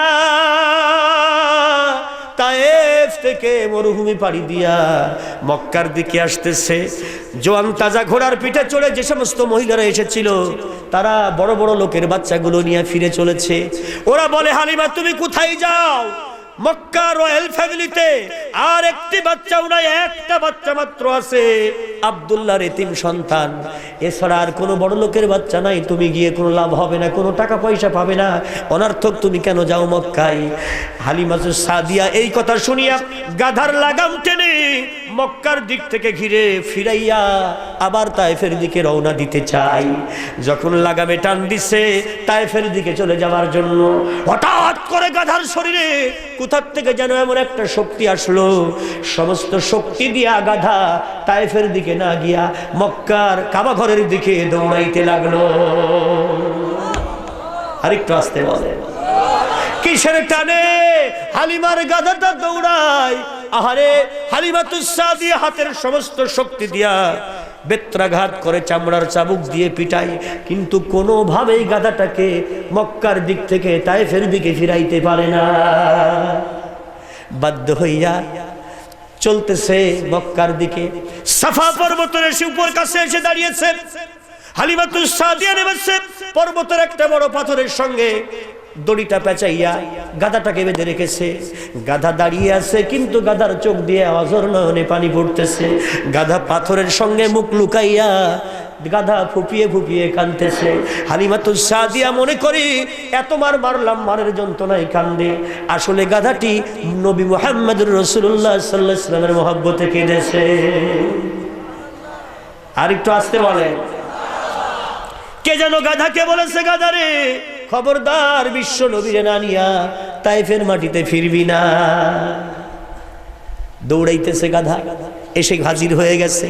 এইবার হালিমাতুস সাদিয়া আসতেছে, নবীর দাদা আব্দুল মুত্তালিব পড়ন্ত বেলায় রাস্তার উপরে দাঁড়িয়ে রয়েছে। কে গো মা তুমি, তোমার নামটা কি? আমার নাম হালিমাতুস সাদিয়া। কেন এসেছো তুমি মক্কায়? আমি এসেছি কোনো একটা বড় লোকের সন্তান যদি পাইতাম, লালন পালন করতাম, দুধ খাওয়াইতাম, যত্ন করতাম, বিনিময়ে কিছু টাকা পাইতাম, সেই টাকা দিয়ে আমার অভাবের সংসার চালাইতাম। হালিমাতুস সাদিয়া রে, আমার ঘরে একটা এতিম নাতি আছে, আমার আব্দুল্লাহ বহু আগেই দুনিয়া থেকে বিদায় হয়েছে। তুমি একটু মেহেরবানি করে আমার আব্দুল্লাহকে কোলে নাও, সমাজের মধ্যে আমি মুখ দেখাইতে পারি না, আমার সম্মানটা একটু রাখো। কত মেয়েরা আসলো, আমার নাতিটারে এতিম বলে কোলে নিল না। একটি বারের জন্য তুমি আমার মোহাম্মদ রে কোলে নাও। আমি তোমারে লালন পালন করতে বলি না, কোনো টাকা পয়সা তেমন দেওয়ার ক্ষমতা আমার নাই, কিন্তু তুমি আমার মোহাম্মদ এতিম, তাকে একবার কোলে নিয়ে আদর কইরা রেখে যাও, তাতে আমার অন্তর বৃদ্ধ মানুষ, আমি বড় আনন্দ পাবো। জোরে জোরে বলেন মারহাবা। বাবার বয়সে একজন মানুষ যখন এই অনুরোধ করেছে, হালিমাতুস সাদিয়া কোনো দিকে না তাকাইয়া, কোনো প্রশ্ন না করিয়া উনি ঘরের মধ্যে ঢুকলেন। আমিনার সেই অন্ধকার ঘরের ভিতরে মা আমিনা অসুস্থ অবস্থায় যখন সেখানে রয়েছে, মা আমিনার ঘরের ভিতরে যখন হালিমা ঢুকেছে রে, অন্ধকার ঘর যেন শিশু মুহাম্মদ রসুলের নূরের চেহারায় পুরা ঘর যেন আলোকময় হয়ে গেছে। এমন আলো ওই নবীর চেহারা দিয়ে বেরোইতেছে, নবীর নাভি দিয়া, কপাল দিয়া এমন একটি আলো আসমানের দিকে ছুটেছে, ও যেন আল্লাহর আরশ পর্যন্ত আলোটা পৌঁছিয়ে গেছে। আসা হুসিয়ার নামে একটি কিতাব আছে, এই কিতাবের বর্ণনার ভিতরে রয়েছে হালিমাতুস সাদিয়া একবার যখন নবীর মুহাম্মদ রাসূলুল্লাহ সাল্লাল্লাহু আলাইহি ওয়াসাল্লামের চেহারার দিকে যখন একবার তাকিয়েছে, সঙ্গে সঙ্গে আর হালিমা দুনিয়ার কোনো কথা মনে না। দুনিয়ার স্বামীর কথা, সন্তানের কথা, নিজের শরীরের কথা, দেহর কথা, বহুদূর সফর করে আসছে, ক্লান্ত শ্রান্ত, কোনো কথা আর মনে নাই। আমার নবীর মুখের দিকে একবার তাকানোর সঙ্গে সঙ্গে হালিমা যেন আল্লাহর গোটা জান্নাত দেখে ফেলেছে। হালিমা হাত বাড়াই, আমার নবী শিশু অবস্থাতেই হালিমার দিকে হাত বাড়াই। হালিমাতুস সাদিয়া তাফসীরে কাবীরের হাসিয়ার ভিতরে বর্ণনা এসেছে, রাইসুল মুফাসসিরিন হযরতে আব্দুল্লাহ ইবনে আব্বাস তার নিজ জবানে ঘোষণা করেছেন, হালিমাতুস সাদিয়ার নিজের জবানের বর্ণনা। সে বলতেছে, আমি মা আমিনার কোল থেকে বিশ্বনবী মুহাম্মদুর রাসূলুল্লাহ সাল্লাল্লাহু আলাইহি সাল্লামকে যখন বুকের সঙ্গে জড়িয়ে ধরলাম, তখন আমার যেন মনে হলো গোটা শরীর আমার আনন্দের স্রোত বয়ে গেল। আর এমন অবস্থা সৃষ্টি হলো, আমি যে 50 বছরের অর্ধবয়সী অসুস্থ মহিলা, সফর করে এসেছি শত শত কিলোমিটার রাস্তা, আমার কোনো ক্লান্তি আর নাই। আমার শরীরে মনে হলো গোটা শরীরে এমন শক্তি ফিরে পেলাম, আমি যেন 17-18 বছরের যুবতী নারী হয়ে গেছি। আর একটু আসতে বলেন, আর একটু আসতে বলেন। প্রিয় হাজিরিন, আমি বলেছি আপনাদেরকে, যার ঈমান নাই নবীর কাছে গেলে সে ঈমানওয়ালা হয়ে যায়, যার ঈমানি শক্তি নাই তার ঈমানি শক্তি ফিরে পায়। যদি কেউ জাহান্নামী হয় সে জান্নাতি হইয়া যায়। এমন একজন আল্লাহর বান্দা যিনি রহমাতুল লিল আলামিন, জোরে জোরে বলেন মারহাবা। আল্লাহ রাব্বুল আলামিনের বান্দা আব্দুল মুতালিব বলে, হালিমা রে তুমি কি কোলে নিয়েছো?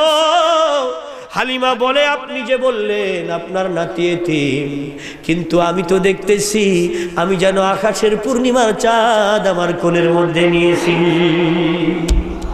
জোরে বলেন না আল্লাহু আকবার।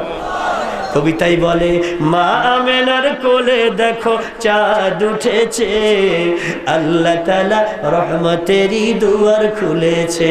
জোরে, মা আমিনার কোলে দেখো, বলেন না কেন, মা আমিনার কোলে দেখো চাঁদ উঠেছে, আল্লাহ তাআলা রহমতেরই, জোরে, আল্লাহ তাআলা রহমতেরই, মা আমিনার কোলে দেখো চাঁদ উঠেছে, আল্লাহ তাআলা রহমতেরই, আকাশে বাতাসে আজি রব উঠেছে, আকাশে বাতাসে আজি রব উঠেছে, আল্লাহ তাআলা রহমতেরই দুয়ার খুলেছে। দেখো আল্লাহ তাআলা রহমতেরই, মা আমিনার কোলে দেখো চাঁদ উঠেছে, আল্লাহ তাআলা রহমতেরই দুয়ার খুলেছে। জোরে বলেন মারহাবা। হালিমাতুস সাদিয়া বলে, আব্দুল মুতালিব রে, আব্দুল মুতালিব বলে, আমার নাতিরে তুমি কোলে নিয়েছো, আমার এতিম নাতিরে তুমি কোলে নিয়েছো, তাতেও আমি খুশি। এবার তুমি রেখে চলে যাও, টাকা পয়সা তো দেওয়ার মতো ক্ষমতা আমার নাই। হালিমা বলে, যে কলিজার টুকরা আমি আকাশের চাঁদ একবার কোলে নিয়েছি, পয়সা লাগবে না রে আব্দুল মুতালিব, বিনা পয়সাতেই এ দুনিয়ার আসমান জমিনের এই মহা নিয়ামতকে আমি মানুষ করে নেব। কোলের থেকে নামাবো না, যেখানে কোলে নিয়েছি। জোরে বলেন আল্লাহু আকবার। হালিমাতুস সাদিয়া বুকের সঙ্গে জড়িয়ে ধরেছে। হালিমাতুস সাদিয়া যেন আল্লাহর জান্নাতুল ফেরদাউসের শান্তি কলিজায় নেমে এসেছে। আরেকটু আসতে পারে, আরো আসতে পারে। আরে আল্লাহর নবীর উম্মতেরা, হালিমাতুস সাদিয়া আল্লাহর নবী শিশু নবীকে কোলে নিয়া এবার বাড়ির দিকে রওনা দিচ্ছে তায়েফে। কিন্তু যে দেখে গাধার পিঠ, গাধার শরীরটা অসুস্থ, গাধার এই অবস্থা দেখে চিন্তায় পড়ে গেল হালিমাতুস সাদিয়া যে কেমন করে এই অসুস্থ গাধা নিয়ে বাতাসারি থারে তরঙ্গায়িত হয়ে কে যেন হালিমার কানে কানে বলে, হালিমারে তুমি যারে কোলে নিয়েছো সে রহমাতুল লিল আলামিন, তাকে এই দুনিয়ায় সব রহমতের আধার বানাইয়া পাঠিয়েছে স্বয়ং রব্বুল আলামিন। অতএব তুমি চিন্তা করো না, তোমার গাধা অসুস্থ আছে, তাকে সুস্থ বানাইতে যদি চাও ওই মুহাম্মদের পাটা গাধার কপালের সঙ্গে লাগায়া দাও। আরেকটু আসতে বলে, একটিবার ওই নবীর পা গাধার কপালের সঙ্গে ঠেকাইয়া দাও, তারপরেই তুমি দেখতে পারো কুদরতি খেলা। আল্লাহ রাব্বুল আলামিন তার কুদরতি ধমক দিয়া, জবান দিয়া যখন হালিমাকে বলে দিয়েছে ইলহামের মাধ্যমে, হালিমাতুস সাদিয়া আল্লাহর হাবিবের কদম মুবারক ওই গাধার কপালের সঙ্গে যখন লাগিয়েছে, গাধাটা একটা লাফ দিয়া এমন চার্জ হয়ে গেছে রে, গাধা এবার হালিমারের সাথে নিয়া নবীরে পিঠে নিয়া দৌড়াইতেছে তায়েফের দিকে। ওই গাধা বড় বড় ঘোড়াকে পাস করে চলে গেল। 2 ঘন্টা আগে যারা রওনা দিয়েছিল তাদেরকে পেছনে ফেলে ওই তায়েফের ময়দানে হালিমার বাড়িতে গাধা সবার আগে পৌঁছিয়ে গেছে। বুখারীর হাসিয়ার মধ্যে বর্ণনা আসছে, আল্লাহর নবী সাল্লাল্লাহু আলাইহি সাল্লামের সাহাবারা জিজ্ঞেস করেছেন, নবী গো কেমন করে গাধাটা এত শক্তি পাইল, আর কেমন করে সবার আগে আপনি বাড়িতে পৌঁছালেন, কেন এমনটা হইল? আল্লাহ রাব্বুল আলামিনের নবী বলে, ও দুনিয়ার মানুষেরা, নেতা কখনো পেছনে থাকে না, আমি হইলাম বিশ্বজাহানের নেতা, দুনিয়া আখিরাতের নেতা। এই জন্য আমার আল্লাহ আমার সম্মানে গাধাকে দিয়া সবার আগে আমার আল্লাহ বাড়িতে আমাকে পৌঁছাই দিয়েছে, কারণ আমি হইলাম নেতা, নেতা কখনো পেছনে থাকে না। আর একবার বলেন ঠিক কিনা? আল্লাহ আমার ইজ্জত রক্ষা করেছে। আর একবার বলেন আল্লাহু আকবার।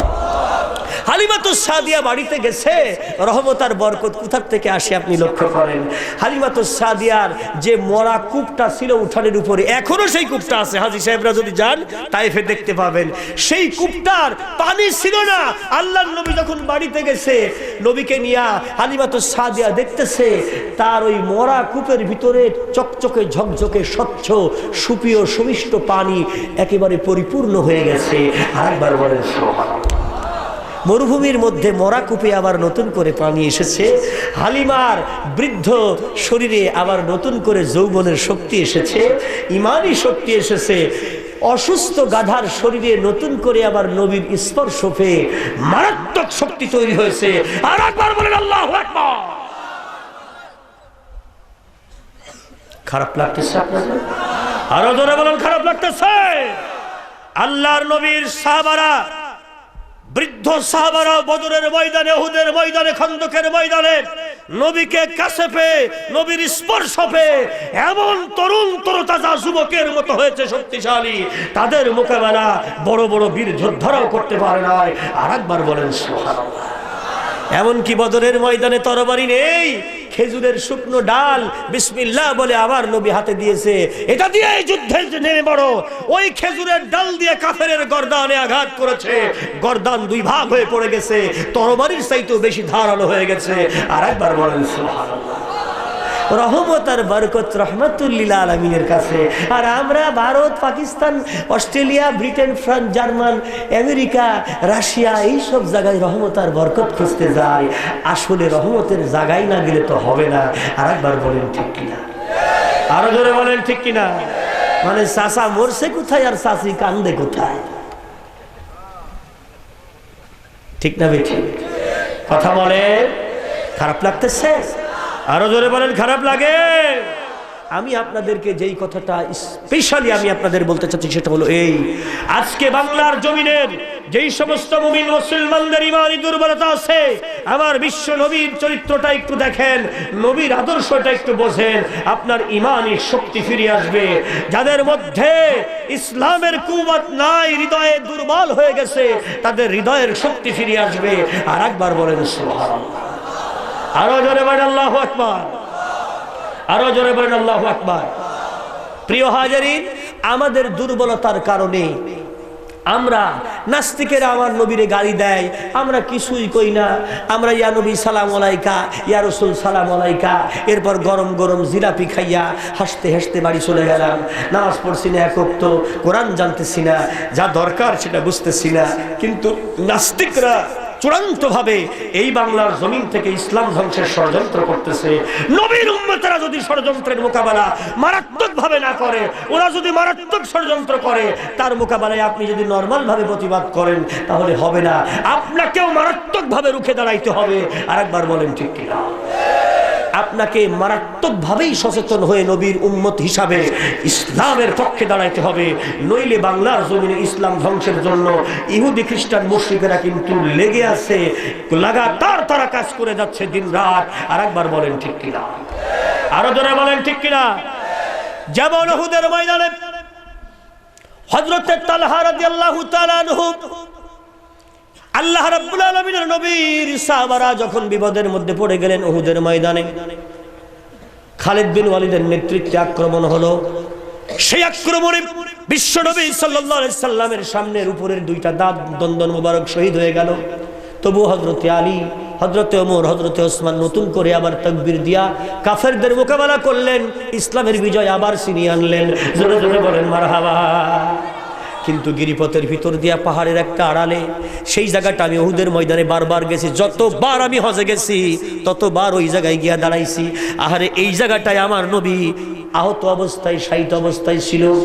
হযরতে তালহা দেখতেছে বেশ কয়েকজন তীরন্দাজ টার্গেট করতেছে নবীর অসুস্থ আহত দেহটাকে, যে আমার নবী আহত অবস্থায় অজ্ঞান হয়ে পড়ে আছে, ওই দেহটাকে লক্ষ্য করে তীর বৃষ্টি করবে তারা। তীরের পরে তীর মেরে নবীর শরীরটাকে ক্ষত বিক্ষত করে আমার নবীকে দুনিয়ার মধ্যে থেকে শহীদ করে দিয়ে ইসলামকে ধ্বংস করে দেবে। জোরে জোরে বলেন নাউজুবিল্লাহ। নবীর মালিকের নাম জোরসে বলেন, কোরআনের মালিকের নাম, ইসলামের মালিকের নাম, কাবার মালিকের নাম। যদি আমার আল্লাহ কাউকে রাখে, দুনিয়ার মধ্যে কেউ মারতে পারে? হযরতে তালহা দেখতেছে কাফেররা নবীকে লক্ষ্য করে তীর মারবে, নবী অসুস্থ অবস্থায়, অজ্ঞান অবস্থায় জমিনের উপরে শুয়ে আছে। হযরতে তালহা উঠে দাঁড়িয়ে আল্লাহর কাছে দোয়া করলেন, আল্লাহ রে, তোমার নবীর জীবনের জন্য আমার জীবনটা তুমি কবুল করে না। আর একটু আসতে বলেন, তোমার নবীর জীবন রক্ষার জন্য আমার জীবনটা তুমি কবুল করে নাও। তোমার নবীর ওই পবিত্র দেহ মোবারক, অসুস্থ দেহটাকে, আহত দেহটাকে হেফাজতের জন্য হযরতে আলী, ওমর, ওসমানের মতো আল্লাহর কোন দায়িত্বশীল তোমার কোন বান্দা যতক্ষণ হাজির না হয়, কাফেররা যতগুলো তীর মারবে তোমার নবীর শরীর লক্ষ্য করে আমি আমার জীবন দিয়া, বুক দিয়া, পিঠ দিয়া, আমি আমার শরীর দিয়া তোমার নবীকে যেন হেফাজত করতে পারি, আমি যেন দাঁড়ায় থাকতে পারি, যতক্ষণ পর্যন্ত তোমার নবীর পবিত্র দেহ হেফাজতের জন্য তোমার কোনো বান্দা, স্পেশাল বান্দা না আসে, ততক্ষণ পর্যন্ত কাফেরদের প্রতিটি তীরের আঘাত আমি বুকে ধারণ করব। আল্লাহ, ততক্ষণ তুমি আমাকে ময়দানে দাঁড়িয়ে থাকার তৌফিক দাও। জোরে জোরে বলেন মারহাবা। ডান দিক থেকে তীর আসে, হযরতে তালহা ডান পাজর দিয়ে ঠেকায়। বাম দিক থেকে তীর আসে, হযরতে তালহা বাম পাজর দিয়ে ঠেকায়। পেছন দিক থেকে তীর আসে, হযরতে তালহা পিঠ দিয়ে ঠেকায়। সামনের থেকে তীর আসে, হযরতে তালহা বুক দিয়ে ঠেকায়। হযরতে আলী পরবর্তীতে যখন হযরতে তালহার শরীর থেকে এই তীরগুলো খুললেন, বুখারীর বর্ণনায় কিতাবুল মাগাজিতে আসছে ৭৯টি তীর বিশ্ব নবীকে লক্ষ্য করে মারা হয়েছে। ৭৯টি তীর তালহা বুক পিঠ দিয়ে ঠেকিয়েছে, নবীর শরীরে আঘাত লাগতে দেয় না। আজকে বাংলার জমিনে নাস্তিকেরা, কাফেরেরা, ইহুদিরা, খ্রিস্টানেরা, মুশরিকেরা নানান কৌশলে ইসলামের উপরে, কোরআনের উপরে আঘাত দেওয়ার ষড়যন্ত্র করছে, মারাত্মক ষড়যন্ত্র চলতেছে। এদেশের ইসলাম এবং মুসলমানদেরকে নিয়ে, বিশ্ব নবীর উম্মতদেরকে নিয়ে আমি আপনি যদি নরমাল মোকাবেলার চিন্তা করি হবে না। নিজের জান মাল দিয়ে হলেও নবীর ইসলাম, নবীর ইজ্জত বাংলার জমিনে ধ্বংস হতে দেওয়া যাবে না, যাবে না, যাবে না। নিজের জান মাল বিলিয়ে দেওয়ার দরকার হতে পারে। কে কে রাজি আছেন? দুই হাত তুলে আল্লাহকে দেখা।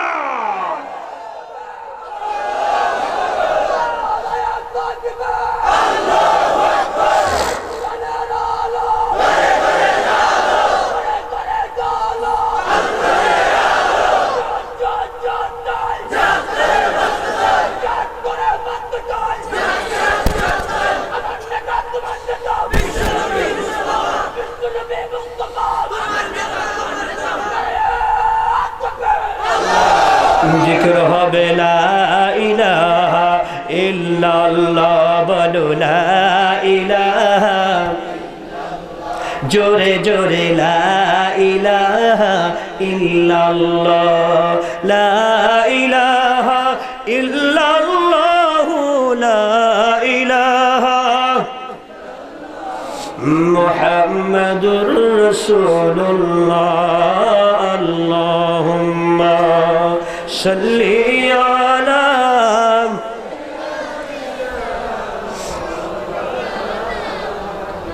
ওয়া আলা আলি সাইয়্যিদিনা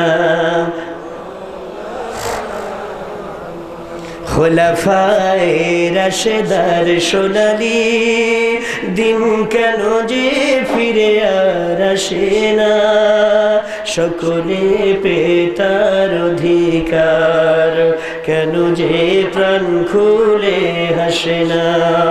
আল্লাহুম্মা সাল্লি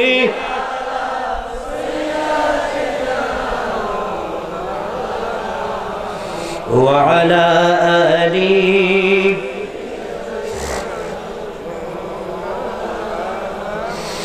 আল্লাহুম্মা সাল্লি আলা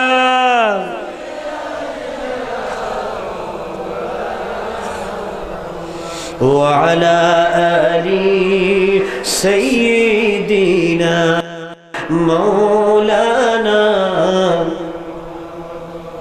সাল্লাল্লাহু, জোরে বলেন সাল্লাল্লাহু আলাইহি ওয়াসাল্লাম। প্রিয় হাজিরিন, আল্লাহ রাব্বুল আলামিনের নবী সাল্লাল্লাহু আলাইহি সাল্লামের স্পর্শ পেয়ে মরা গাধা যদি তাজা হয়ে যায়, আপনি আমি যদি নবীর আদর্শে অনুপ্রাণিত হয়ে নবীর পথের পথিক হই, তাহলে আপনি যত বৃদ্ধই হন না কেন, ঈমানি শক্তি একটা 18 বছরের যুবকের মতো হবে আপনার। আর একবার বলেন ঠিক কিনা? সেই শক্তির মোকাবেলা পৃথিবীর কেউ করতে পারবে না। এ বিষয়টা ইহুদিরা জানে, খ্রিস্টানরা জানে। এই জন্য নাটক, সিনেমা, বিভিন্ন চ্যানেল, উলঙ্গপনা, বেহাপনা, বেশ্যাপনা, বিভিন্ন রকমের গান বাজনা দিয়া এই বাংলার জমিনের প্রতিটি যুবক যুবতীর চরিত্র, ইমানি শক্তি ধ্বংস করে দেওয়ার ষড়যন্ত্র চলতেছে। আর একবার বলেন ঠিক কিনা? কারণ উলঙ্গপনা যেখানে থাকে, রহমতের ফেরেশতা সেখানে থাকে। ধরে বলেন থাকে? খুব খেয়াল করেন, হযরতে ইব্রাহিম আলাইহিস সালামের জীবনী থেকেও খেয়াল করেন। ইব্রাহিম আলাইহিস সালামকে যখন আগুনের মধ্যে ফেলে দেওয়া হচ্ছে, তখন মিকাইল, জিব্রাইল সবাই বলল, ওগো রব্বুল আলামিন, ওগো আরশের মালিক, গোটা পৃথিবীর শাসক হলো নমরুদ, আর সেই গোটা পৃথিবীতে একজন ব্যক্তি নমরুদের মোকাবেলায় ঈমানের উপরে দাঁড়িয়েছে। আল্লাহ বলে কেবল একজন ব্যক্তি ডাকে, তার নাম ইব্রাহিম খলিলুল্লাহ, আর সেই মানুষটাকে আগুনের মধ্যে ফেলে দিচ্ছে। আল্লাহ তুমি কি তাকে সাহায্য করবে না? আল্লাহ রাব্বুল আলামিন বলতেছে, ফেরেশতারা আমি সাহায্য করব কি করব না সেটা আমার ব্যাপার, তোমরা কি বলতে চাও? বলে আমরা বলতে চাই তাকে সাহায্য করা দরকার। বলে তোমরা যে দেখো সে সাহায্য নেই নাকি? কোন সমস্যা? ওকে। মিকাইল, জিব্রাইল সবাই আসলো, কিন্তু ইব্রাহিম খলিলুল্লাহ বলল, ইন্নী তাওয়াক্কালতু আলাল্লাহি রাব্বুনা ওয়া রাব্বুকুম, তোমাদের কাউকে আমার প্রয়োজন নাই, আমি তাওয়াক্কুল করে আছি সেই রবের প্রতি যিনি তোমারও রব আমারও রব। জোরে কোন সুবহানাল্লাহ। জিব্রাইল ফেরত গিয়া বলে, আল্লাহ আমাদেরকে ফেরত দিয়া দিল তোমার ইব্রাহিম খলিলুল্লাহ। আপনারা বলেন সুবহানাল্লাহ। কারণ আল্লাহ যদি কাউরে রাখে, দুনিয়ার কেউ মারতে পারে। ইব্রাহিম আলাইহিস সালামকে গাছের সঙ্গে বেঁধিয়া, গাছের সঙ্গে, চড়ক গাছের সঙ্গে বেঁধে আগুনের মধ্যে ফেলে দেবে, গহীন আগুনে। এইবার সবাইকে বাদ দিয়া ইব্রাহিম আলাইহিস সালাম যখন এক আল্লাহর উপরে তাওয়াক্কুল করলো, তখনই কেবল আল্লাহ ইব্রাহিমের উপরে শান্তি আর কল্যাণের জন্য দোয়া করলো। জোরে কোন মারহাবা। তাফসিরে আসছে আমার আল্লাহ বললেন ইয়া নার কুনি বারদাও ওয়া সালামান, এই সালামান শব্দটি বলে চুপ করে আছেন, কিন্তু পরবর্তীতে গোটা পৃথিবীর সমস্ত আগুনের জ্বালানি শক্তি যখন শেষ হয়ে গেল, আল্লাহ পাক পরবর্তীতে আবার বললেন আলা ইব্রাহিম, শুধুমাত্র ইব্রাহিমের উপরে, তখন পৃথিবীর সমস্ত আগুন আবার জ্বালানি শক্তি ফিরে পেল, ইব্রাহিমের আগুনটা বাদে। জোরে বলেন মারহাবা। ইব্রাহিম আলাইহিস সালামকে আগুনের মধ্যে ফেলে দেওয়া হচ্ছে, কিন্তু ফেলতে ওরা পারতেছে না, রহমতের ফেরেশতারা ধরে রেখেছে। শয়তান এসে বুদ্ধি দিল নমরুদের দরবারের লোকদেরকে, তোমরা কোনোভাবেই ইব্রাহিমকে আগুনে ফেলাইতে পারবে না, কারণ ইব্রাহিম হলো খলিলুল্লাহ, ওকে সাহায্য করতেছে স্বয়ং আল্লাহ। জোরে কোন সুবহানাল্লাহ। ওকে যদি ফেলতে চাও তাহলে ইব্রাহিমকে উলঙ্গ কইরা ফেলাও। কি কইরা ফেলাও? উলঙ্গ বোঝেন? কথা বলেন না কেন? উলঙ্গ মানে কি? বিবস্ত্র করো, ওর কাপড় খুলে নাও। কারণ উলঙ্গ করলে রহমতের ফেরেশতারা ওকে আর প্রোটেকশন করতে পারবে না, কারণ উলঙ্গ শরীর যেখানে ফেরেশতা থাকে না সেখানে। জোরে কোন আল্লাহু আকবার। এই জন্য আজকের পৃথিবীতে মা জাতি হইল এই পৃথিবীর সবচাইতে বড় নিয়ামত। যে মায়ের পেটে নবীরা অলিরা মানুষের বাচ্চা জন্মগ্রহণ করে, সেই মাকে বাংলার জমিনে উলঙ্গ বানাবার জন্য কোন রহমত বরকত ফেরেশতার আল্লাহর ফেরেশতার কোন রহমত আর বরকত যেন বাংলাদেশের কোন মুসলিম নারী না পায়, এই জন্য ইন্ডিয়ার 28টা চ্যানেল কাজ করতেছে তাদেরকে উলঙ্গপনা, বেহায়াপনা, নোংরামি, নষ্টামি, পরকিয়া ট্রেনিং দেওয়ার জন্য। অবশ্য আপনাদের এলাকায় এই ট্রেনিং হয় না।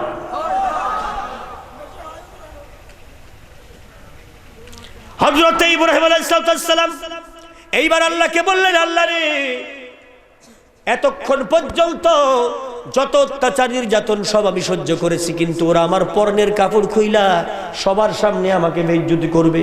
ওগো আল্লাহ, তুমি রব, তুমি কি আমার ইজ্জত রক্ষা করবা না?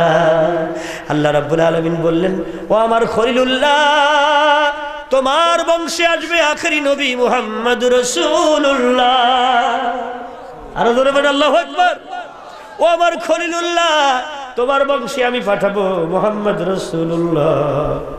অতএব চিন্তার কোনো কারণ নাই, তোমার ইজ্জত রক্ষা করা আমি আল্লাহর দায়িত্ব। জোরে জোরে বলেন মারহাবা। আল্লাহ রাব্বুল আলামিন সঙ্গে সঙ্গে জান্নাত থেকে জিবরিলকে দিয়া স্পেশাল পোশাক ইব্রাহিম আলাইহিস সালামের জন্য পাঠাইলেন। যেই পোশাকটা ইব্রাহিম আলাইহিস সালাম আগুনের মধ্যে পড়েছিল, এই জান্নাতি পোশাকের কারণে ইব্রাহিম আলাইহিস সালামের শরীরে কোনো আগুনের তাপ লাগে নাই। জোরে জোরে বলেন মারহাবা। ওই পোশাকটা ছিল ফায়ার প্রুফ। জোরে কোন সুবহানাল্লাহ। তাফসীরে ইতকানের হাসিয়ার মধ্যে এসেছে, নমরুদের একটা মেয়ে ছিল, তার নাম হলো রাগাত। জোরে বলেন নামটা কি? রগাইনতা, রগাত। তাফসীরে আসছে, রাগাত বলে আব্বা নমরুদকে বলে, আমি ইব্রাহিমকে দেখতে চাই। বলে কি দেখবা? ও তো আগুনের মধ্যে পুড়ে শেষ হয়ে গেছে। বলে না, তাও আমি দেখতে চাই। ওই রাগাত আইসা আগুনের মধ্যে উকি দিয়া দেখে আল্লাহর খলিল ইব্রাহিম রাজকীয় পোশাক পরে বসে আছে। জোরে বলেন আল্লাহু আকবার। ইব্রাহিম আলাইহিস সালাম এই পোশাকটা পরবর্তীতে দান করেছিলেন তার দ্বিতীয় পুত্র ইসহাক আলাইহিস সালামকে। জোরে কান সুবহানাল্লাহ। খুব খেয়াল করেন, ওলামারা নোট করেন কথাগুলো। ইসহাক আলাইহিস সালাম এই পোশাকটা পরবর্তীতে তার ছেলে ইয়াকুব আলাইহিস সালামকে দান করেছিলেন। জোরে করে আল্লাহু আকবার। ইয়াকুব আলাইহিস সালাম পরবর্তীতে তার এই পোশাকটা তার ছোট ছেলে ইউসুফ আলাইহিস সালামকে দান করেছিলেন। জোরে করে আল্লাহু আকবার। ইউসুফ আলাইহিস সালামের গলায় একটা লোহার তাবিজের মধ্যে এই জান্নাতি পোশাকটা ঢুকিয়ে দেওয়া হয়েছিল।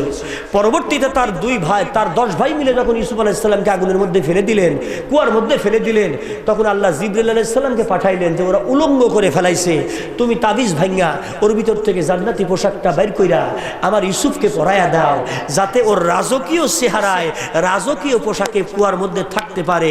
পরবর্তীতে ওকে আমি মিশরের রাজা বানাবো। আর একবার বলেন সুবহানাল্লাহ।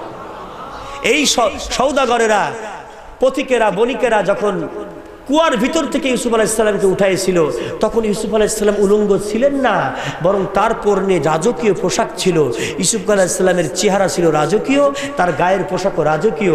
এই জন্য মিশরের রাজার কাছে নিয়ে গিয়া তারা বেশি দামে বিক্রি করেছিল গোলাম হিসাবে ইউসুফকে। আর মিশরের রাজার বাড়ির লোকজনও ইউসুফকে দেখে পাগল হয়েছিল। আর একবার বলেন ঠিক কি? খুব খেয়াল করতে হবে এই জান্নাতি পোশাক যে কত বরকতময় এটা আপনি বুঝতে পারবেন। আল্লাহ রাব্বুল আলামিনের পক্ষ থেকে পোশাক দান করা হয়েছে প্রতিটি বান্দাকে। জোরে বলুন সুবহানাল্লাহ। পোশাক যেখানে থাকে না রহমত সেখানে থাকে না। যেমন হযরতে আদম আর হাওয়া যখন ভুল করলেন তাদের শরীরের পোশাক পড়ে গেল, রহমত থেকে তারা বঞ্চিত হলো। জোরে বলেন ঠিক না? এই জন্য বাংলাদেশের পোশাকবিহীন যত নায়ক নায়িকা, গায়ক গায়িকা আর যত নারী পুরুষ যাদেরকেই দেখবেন বুঝবেন এটা রহমত নয়, এটা হলো গজব। আর একবার বলেন ঠিক কিনা? অবশ্য আপনাদের সকরিয়াতে, মার্কেটে, কোনো জায়গায় এই সমস্ত আপনাদের এলাকায় অন্তত বেপর্দা বেহায়া মহিলাদের পাওয়া যায় না, নাকি বলেন? হ্যাঁ, তাহলে শয়তান এখানেও আছে। আর একবার বলেন নাউজুবিল্লাহ, আরো জোরে বলেন নাউজুবিল্লাহ। আমি আমার নবীর জীবন থেকে কথা বলছিলাম। রহমত আর বরকত হালিমাতুস সাদিয়া নগদে পাইল তখন, আল্লাহর নবীকে জীবনের জন্য গ্রহণ করলো যখন। জোরে কন্যা সুবহানাল্লাহ। আজকে আমি এবং আপনিও যদি আমার নবীকে, আপনার নবীকে মুহাম্মাদুর রাসূলুল্লাহ সাল্লাল্লাহু আলাইহি সাল্লামকে আমাদের জীবনের জন্য মেনে নেই, জীবনের আদর্শ হিসাবে মেনে নেই, তাহলে রহমত বরকত দুনিয়া আখিরাতে পাবো। আর একবার বলেন সুবহানাল্লাহ। হযরত ঈসা আলাইহিস সালাম তার জাতির লোকদেরকে বললেন, আমি তোমাদেরকে আনন্দের সঙ্গে জানাচ্ছি আমার পরে তোমরা মুহাম্মদ সাল্লাল্লাহু আলাইহি সাল্লামকে মানবা দুনিয়ায় শান্তি আখিরাতে মুক্তি পাবার জন্য। তার দেশের লোকেরা জিজ্ঞেস করলো, ঈসা তুমি কি আমাদের জন্য দুনিয়া আখিরাতে কিছু করতে পারবা না? তিনি বললেন, ইট ইজ কোয়াইট ইম্পসিবল, এটা হতে পারে না। বলে কেন? বল কারণ হলো আখিরাতে বাঁচার জন্য লাগবে 4টা জিনিস। জোরে বলেন কয়টা? জোরসে বলেন, আরো জোরে বলেন। 1 নাম্বার জিনিস হলো হাউজে কাউসার। জোরে বলেন কি? কিয়ামতের ময়দানে ওই হাউজে কাউসার ছাড়া তৃষ্ণা নিবারণের কোনো ব্যবস্থা নাই। ওই হাউজে কাউসার আমি ঈসা নবীকে দেয়নি, আল্লাহ দিয়ে দিয়েছে তার রাহমাতুল লিল আলামিনকে। জোরে করেন সুবহানাল্লাহ। সবাই দলিলটা বলেন, ইন্না আ'তাইনাকাল কাউসার। বলেন না, ইন্না আ'তাইনাকাল কাউসার ফাসাল্লি লিরাব্বিকা ওয়ানহার ইন্না শানিআকা হুয়াল। কার কথা? আল্লাহ দিয়ে দিয়েছে হাউজে কাউসার, আমার কাছে নাই। তোমাকে যে কিয়ামতের ময়দানে একটু 1 চামচ পানি খাওয়াবো সম্ভব না, আমি ঈসা পারবো না। শাফায়াতের ক্ষমতা আমার নাই, ওই মুহাম্মদকে আল্লাহ দান করে দিয়েছে। জোরে কোন সুবহানাল্লাহ। বিশ্বনবীকে মানতে হবে কেন? বিকল্প নাই কেন? আর একবার বলেন আল্লাহু আকবার। وَجَعَلْنَاكُمْ أُمَّةً وَسَطًا لِتَكُونُوا شُهَدَاءَ عَلَى النَّاسِ وَيَكُونَ الرَّسُولُ عَلَيْكُمْ شَهِيدًا। আল্লাহর কোরআন বলছে, গোটা দুনিয়ার মানুষেরা রে, তোমরা মধ্যপন্থী হও, চরমপন্থী হইও না, সন্ত্রাসী হইও না, জঙ্গিবাদ হইও না। তোমরা এমন চরিত্র গঠন করো গোটা দুনিয়া তোমাকে যেন দেখে শিখে। আর তোমার নবী তোমার শাফায়াতের জন্য অপেক্ষায় থাকবে। জোরে কান মারহাবা। 3 নাম্বার ঘটনা হলো কিয়ামতের ময়দানে রাজ সিংহাসন যেইটা, ওইটার নাম মাকামে মাহমুদ। জোরে বলেন ওইটার নাম কি? জোরে বলেন ওইটার নাম কি? ওই মাকামে মাহমুদ যেটা দিয়ে রাজ সিংহাসনে বসে কিয়ামতের ময়দানে রাজত্ব করবে আমার নবী। ওই সিংহাসন ঈসা, মুসা, দাউদ কাউকে আল্লাহ পাক দেয়নি, দিয়েছেন আমার নবীকে। জোরে বলেন কাকে দিয়েছে? আজানের দোয়া মুখস্থ আছে, কথা কন না কেন? اللهم رب هذه الدعوة التامة والصلاة القائمة آت محمدا الوسيلة والفضيلة والدرجة الرفيعة وبعثه مقاما محمودا الذي وعدته وارزقنا شفاعته يوم القيامة إنك لا تخلف। এই যে মাকাম মাহমুদ, এই মাকামে মাহমুদ হলো প্রশংসিত সেই সিংহাসন। আল্লাহর জন্য আরশ, নবীর জন্য প্রশংসিত চেয়ার। আরেকবার বলেন সুবহানাল্লাহ। কোরআন বলছে, ওয়া মিনাল লাইলি ফাতাহাজ্জাদ বিহি নাফিলাতাল লাক আসা আইয়াবআসাকা রাব্বুকা মাকামান মাহমুদা। আল্লাহু আকবার। এই মাকামে মাহমুদ কোন নবীকে দেওয়া হয়নি। যেই চেয়ারে বসে নবী চেয়ারম্যানই করবে, বাদশাহী করবে, কিয়ামতের ময়দানে শাফায়াত দেবে। জোরে কোন সুবহানাল্লাহ। আর সিরাতুল মুস্তাকিম এটা বিশ্ব নবী। এই 4টি জিনিস আল্লাহ পাক দান করেছে বিশ্ব নবীকে। আর একবার বলেন আল্লাহু আকবার। কোরআন বলছে, ইয়াসিন ওয়াল কোরআনিল হাকিম ইন্নাকা লামিনাল মুরসালিন আলা সিরাতিন মুস্তাকিম। জোরে করে আল্লাহু আকবার। তাহলে এই আপা বলেন আর ভাবি বলেন আর চাচা বলেন আর চাচি বলেন, রাশিয়া বলেন আর আমেরিকা বলেন আর ভারত বলেন আর চীন জাপান বলেন, কোথাও গিয়ে রহমত বরকত আর নাজাতের ফয়সালা নাই। নাজাত রহমত বরকত পাইতে হলে মানতে হবে কোরআন, মানতে হবে কোরআনের নবী মুহাম্মদুর রাসূলুল্লাহ। আমরা কি মানতে রাজি আছি সবাই? কে কে রাজি আছি একটু হাত তোলেন তো দেখি। সবাই বলেন লিল্লাহে তাকবীর। সবাই বলেন ইয়া আল্লাহ। আমাদের জান, আমাদের মাল, আমাদের ঈমান ইয়া আল্লাহ তোমার নবীর জন্য, তোমার ইসলামের জন্য, তোমার কোরআনের জন্য ইয়া আল্লাহ তুমি কবুল করো। আমিন আল্লাহুম্মা আমিন।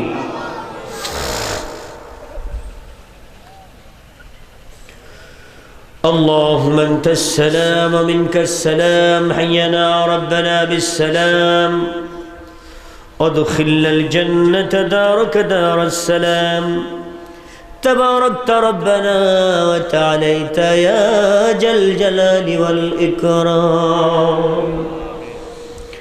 اللهم اغفر لنا ولوالدينا ولأستاذنا ولشيخنا ولأقاربنا ولأمهاتنا ولإخواننا من النار رب العالمين। টাকা দিয়া, পয়সা দিয়া, অর্থ দিয়া, জান দিয়া, মাল দিয়া দিনরাত্র পরিশ্রম করে দক্ষিণ পালাকাটা উলঘোনা এই বিশাল মাহফিলের আয়োজন, সিরাতের আয়োজন যারা করেছে, মেহেরবানি করে মাহফিলটাকে তুমি কবুল মঞ্জুর করে নাও রব্বুল আলামিন। আজকের মাহফিলে যত মুরব্বীরা হাত উঠিয়েছেন, হযরত আবু বকরের মতো সকলকে জীবনের গুনাহ মাফ করে দিও। যত যুবক কিশোর হাত উঠিয়েছেন গো আল্লাহ, ইমাম হাসান হুসাইনের মতো ওদের জীবনের গুনাহগুলো মাফ করে দিও। পর্দার অন্তরালে আমার মা বোনরা যারা হাত উঠিয়েছেন গো আল্লাহ, মা বোনদেরকে স্বামী সোহাগিনী বানিয়ে দিও, পর্দায় থাকার ব্যবস্থা করে দিও। আসিয়া, মরিয়ম, খাদিজার মতো ওদেরকে চরিত্রবান বানিয়ে দিও। এই এলাকার প্রতিটি মায়ের গর্ভে একটি করে কোরআনের আলেম তৈরি করে দিও গো আল্লাহ। এই এলাকার আমবাগানে, বাঁশবাগানে, গোরস্থানে, কবরস্থানে যত মুমিন মুমিনাত শুয়ে আছেন, সকল কবরের আযাবকে এ কোরআনের মাহফিলের বরকতে কবরের আযাবগুলো উঠায় নাও, কবরগুলোকে জান্নাতের টুকরা বানিয়ে দাও গো আল্লাহ রব্বুল আলামিন। যে যুবকগুলো এ বিশাল আয়োজন করেছে ওদেরকে কোরআনের মানুষ বানায় দাও, কোরআনের শাফায়াত নসিব করে দাও রব্বুল আলামিন। যেই বান্দাগুলো হাত উঠাইয়া আমিন আমিন বলে, ওদের হাতগুলো দিয়া তোমার কাবার দরজা ধরিয়ে দিও গো আল্লাহ। যেই জবানে আমিন আমিন বলে, ওই জবানগুলো দিয়া নবীর রওজায় নিয়া নিজ জবানে ওদের সালাম দেওয়াইও রব্বুল আলামিন। যে মানুষগুলো হাজির হয়েছে, নাবাল বৃদ্ধ বনিতা, এই মানুষগুলোকে কোরআনের মানুষ বানিয়ে দিও গো আল্লাহ। যে মানুষগুলো কোরআনের মাহফিলে হাজির হয়েছে, কোরআনের নূর দ্বারা ওদের কলিজাটাকে নূরান্বিত করে দিও। কোরআনের শাফায়াত ওদের জন্য মঞ্জুর করে নিও গো আল্লাহ। ও গো মাবুদ, তোমার কুদরতি নজর দিয়া তাকায়া দেখো, আমি গুনাহগার মুসাফির হাত উঠাইলাম। যে হাতটা দিয়া দোয়া করতেছি গো আল্লাহ, এই হাতটা দিয়া নিজের মাকে নিজেই কবরে রেখেছিলাম। তোমার কুদরতি নজর দিয়া তাকায়া দেখো, বহু এতিম হাত উঠিয়েছে গো মাওলা। যে এতিমগুলো নিজের হাতে নিজের মাকে নিজেই কবরে রেখেছে,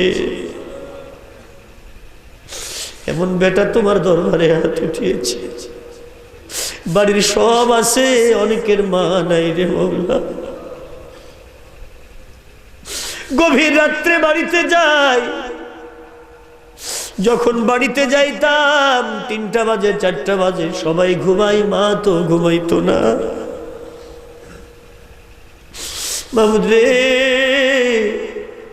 এমন বেটা তোমার দরবারে হাত উঠিয়েছে, যেই সন্তানগুলো নিজের হাতে নিজের আব্বাকে নিজেই কবরে নামিয়েছে,